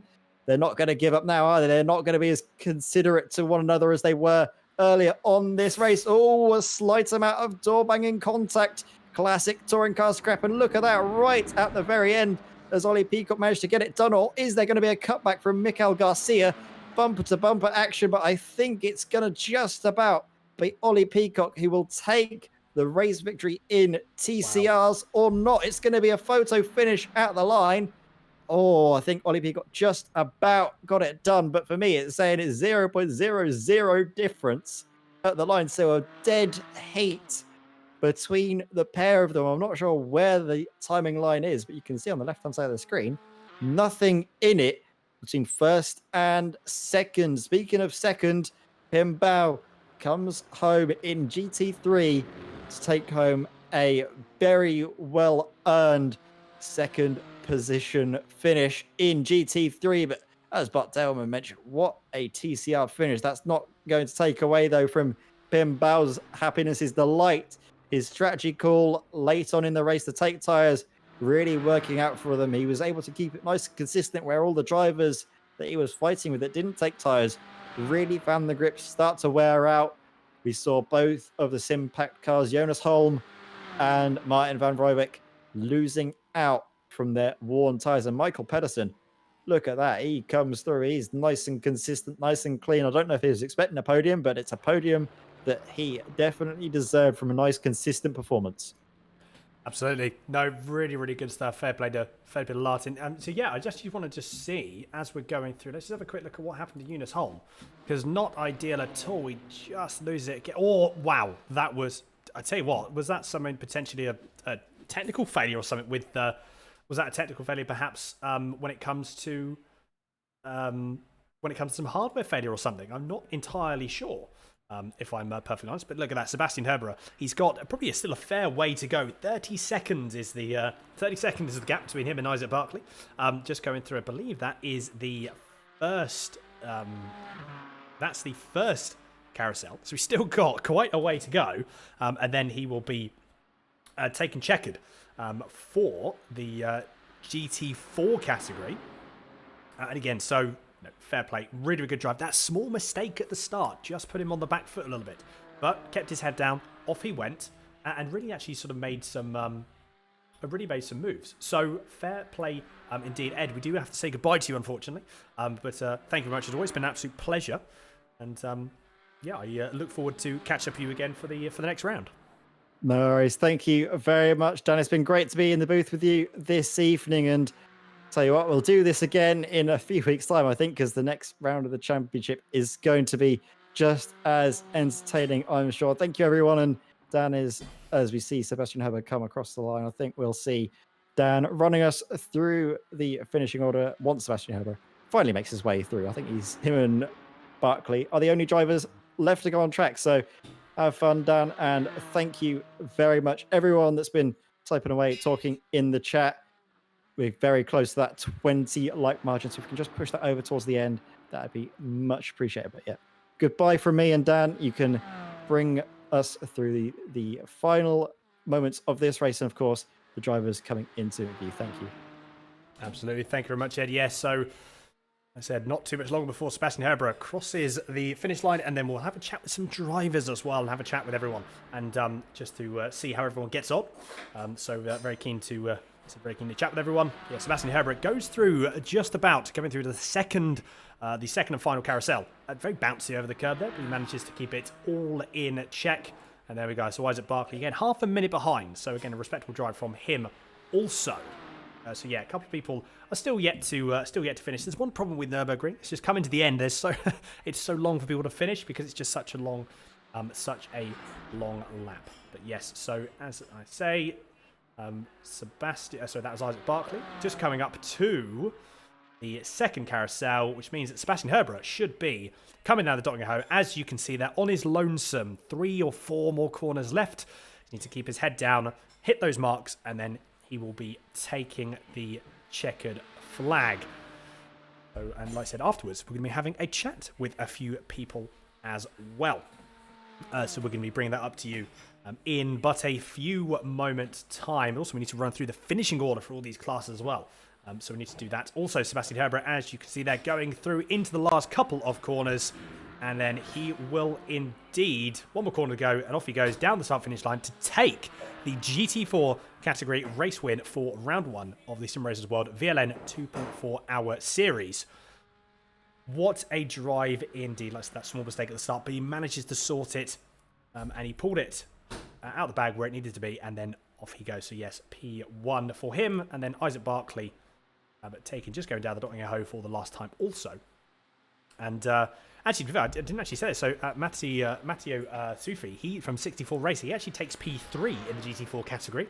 But again, because of the way that Martin van Loosendorp crossed the finish line and where he was, obviously Matteo Sufi, he took P3 before these guys have actually finished.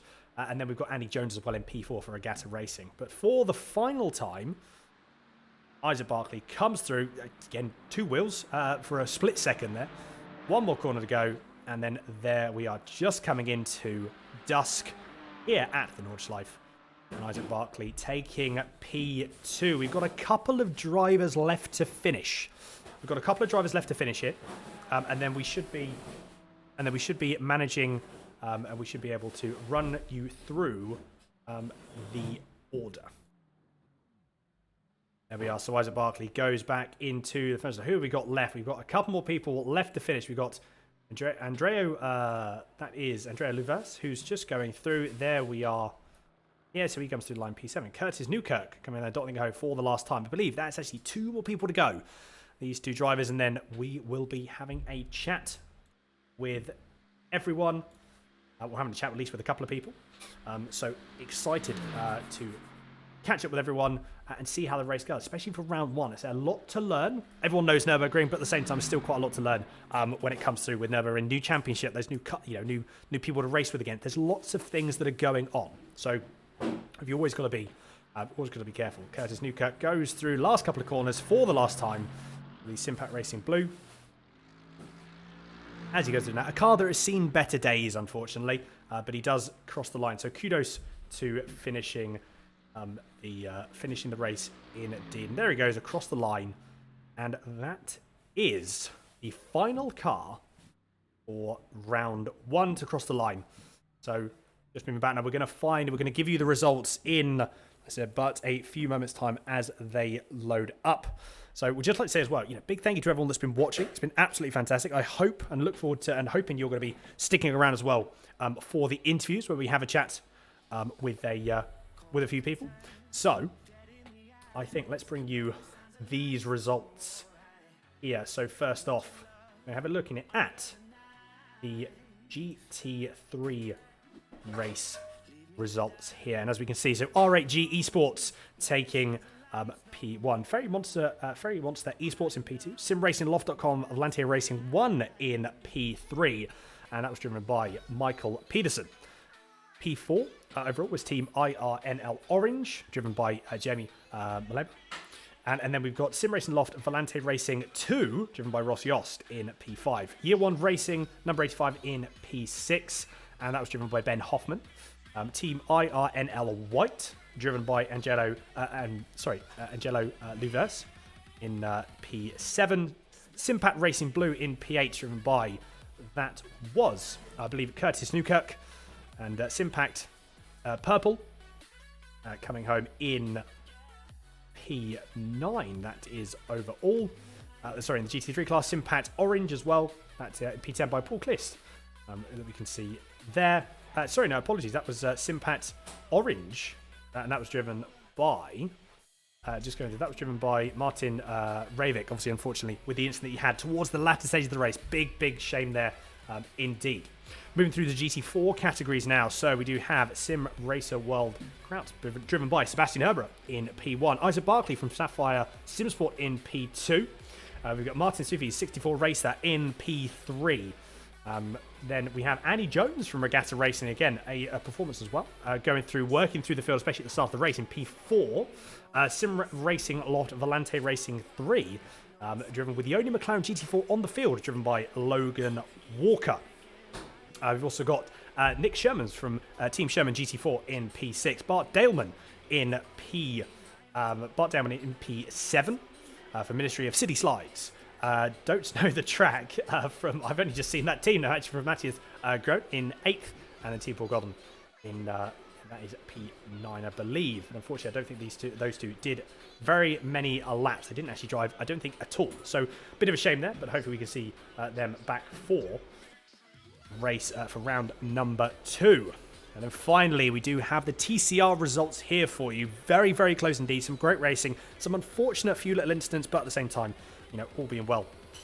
We're just going to run through these relatively quickly because we've got to have a catch-up with everyone. So we've got T23 Race Coaching by FSR in P1. Full Set Racing in 2nd. Maniti Racing TCR P3. Team Mad in P4.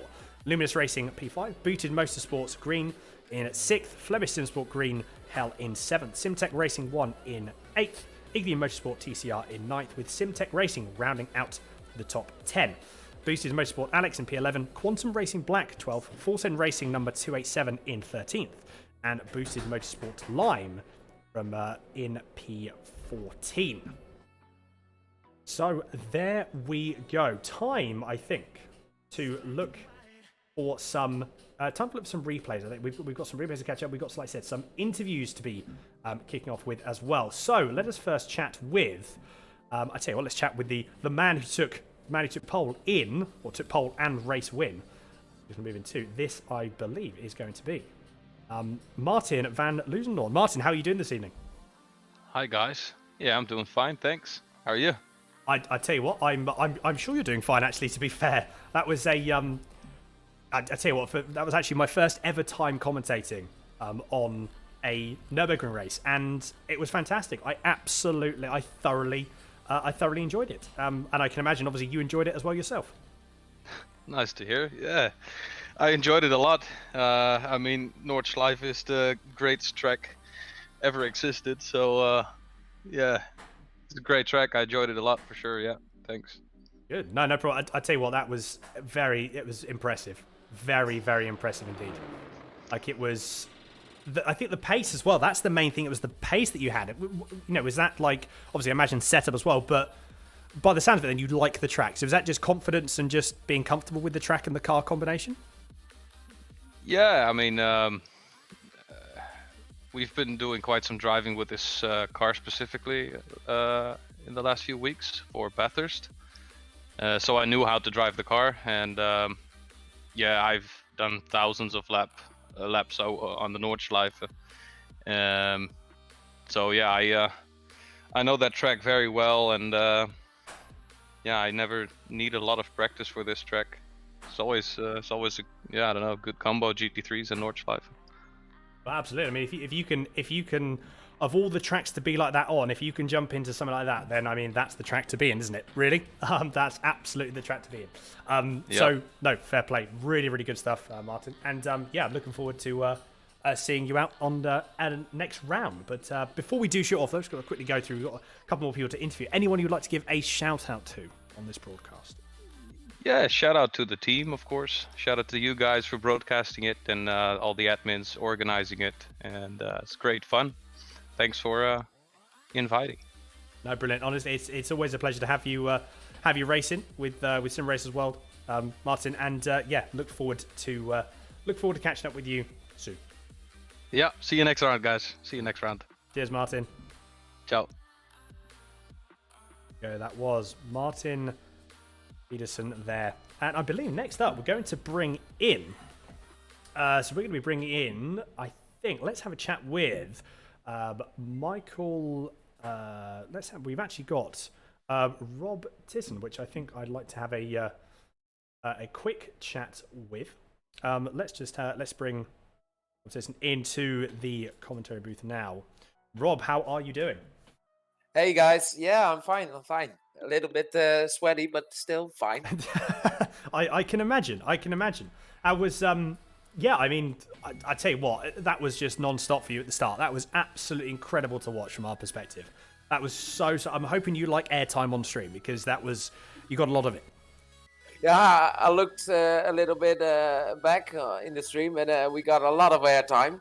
But it was 7 laps pushing, and Martin did a great job while racing, keeping it clean and fair. But yeah, he got on my ass. I mean, that's definitely one way to put it. Definitely one way to put it. So what then was like, I suppose, yourself as well, what was the, I'm just trying to think of the best way to put it, like, what was it for you? Like, what was the preparation going for you between yourself and the team? Like, what were you having? Was there anything you wanted to focus on specifically? Were you focusing on, was it just solely the race and qualifying was just a formality? Like, what was it going forward for you? We started in preparation of the race. We started with the Audi because we liked it better, but while testing, it was obvious that the BMW would be a lot quicker. So we practiced just racing, and qualifying was just something to get over with. And yeah. Yeah, no, 100%. No, I can. Yeah, that's no, that's fair enough. No, fair enough. Brilliant. So what's the plan? What's the plan going forward then for next rounds? It's similar, exactly the same. You sort of head down, crack on, or is there quite a lot of work to be done? Do you reckon? Well, the car isn't steering as good as I thought it would be after 6 or 5 or 6 laps. So the last laps is it's oversteery and understeery, just everything, and we need to get the tire wear under control. So there's something to be done. Right, gotcha. I mean, to be fair, I mean, as it goes for next round, it's got some good positives, I can imagine. So no, really good stuff. And yeah, Rob, look forward to seeing you in the next round as well. Look forward to seeing you in the team in the next round. But anyone you'd like to give a shout out to? Yeah, I would like to thank Team Ferry Monster Esports and you guys obviously for broadcasting and for the invite. So thank you guys, and I hope to see you next round. Brilliant. No, fantastic. And we very much look forward to seeing both of you at Ferry Monster Esports again for round 2. We'll see. Cheers, Rob. Take care. Bye-bye. So we do have, and that was Rob, this and there. Next person I think we're going to bring us to, just going to quickly run through. We've got Michael Peterson, who was P3 in the GT3 category. So we're going to have a quick chat with him now. Michael, how are you doing? I'm doing awesome, thank you. This Good. was such an enjoyable race. I mean, I can absolutely imagine. It was very, very enjoyable. I was actually saying to Martin as well, it was my first ever Nurburgring broadcast, and it was absolutely fantastic. Really thoroughly enjoyed it, and looking forward to doing the remainder of the season. But yeah, definitely looking forward to watching the race back and seeing the commentary as well. It was good. It was a steep learning curve, especially when you don't know half of the corner names, and you know that there's no point in pronouncing them. No. But yeah, like in terms of actually sort of like moving forward with next round, like what was the main sort of focus point that you would like to take away? Obviously P3, a fantastic result, but obviously there's what do you reckon is the sort of main focus point taking into round 2? I definitely need to be more consistent. That is definitely my main thing. I had too many small little mistakes. I had one spin, which I think is pretty good to only have one, but yeah, it was just too inconsistent and made too many mistakes, which were ultimately costing me a shot at P2. I mean, Martin was absolutely dominant, so there was no chance whatsoever that I'd be catching him. But yeah, just more practice, and I haven't driven the R8 around here for that much. So yeah, basically just familiarizing myself more and eliminating small mistakes. Right, gotcha. Yeah, no, that's fair enough. I mean, to be fair, at the end of the day, that's some good points to take away. Absolutely. No, brilliant stuff. I'm very much looking forward to seeing you in round 2. But before we do shoot off, Mike, anyone you'd like to give a shout out to? Well, I'd of course like to give a shout out to my team, VLN 2 Racing, and our wonderful sponsor, Simracersworld.com. and I thoroughly recommend everybody to go check out their content on both Instagram and their respective websites. Brilliant. Oh, fantastic stuff. Fantastic stuff. Well, Michael, it's been an absolute pleasure as always, and I look forward to seeing you for round 2. Definitely. See ya. Michael Peterson there. The last person we're going to have a very, very quick chat to is going to be the man himself. If I can actually just bear with me 2 seconds, I will bring him into the commentary box. It will be Mr. Seb Herberer. Seb, how are you doing? Hi. Yeah, I'm a little bit beaten, but Yes. It's hard. It's hard. The race length is hard, and my back is killing me right now. But I'm doing all right. I'm happy. I can imagine. Absolutely. I mean, to be fair, GT4 race win. I mean, we were saying this right at the very start. Obviously, that small incident that happened. I mean, literally at the start. It couldn't have been any sooner from the start of the race. Just when you came back and sort of head down and cracked on, it was just, yeah, that was a fantastic drive. Really, really good stuff. Yeah, basically, I was thinking I want to make it interesting for you guys to watch, so I did a little. I looked at it at the beginning. Yeah, I gotcha. just wanted to for the competition. You know, NASCAR has the competition caution. I have the competition spin. Okay, yeah, the lonesome competition. I like it. I like that thinking. No. I was just caught out on cold tires and like an idiot spun it. So well, I mean, to be fair, it's something that you put to one side and cracked on head down. So fair play. I mean, you cannot argue with that at all. No, really, really good stuff. It was a pleasure to watch you come through the field. So, what's the? I mean, to be fair, apart from not spinning at turn 1, what's the drive going forward for next race? Well, I'm definitely gonna continue training for this, because first for the series and then for the 24 hours, because I will compete in the Cayman as well in the 24 hours. So that's a little bit of a synergy there. And I think I had 5X. I want to finish the next one with 0X, because there is also a trophy for the driver with the least X. Right, nice. So that's another goal. So yeah, and keep up the pace, and let's see if I can win maybe 1 or 2 more races here.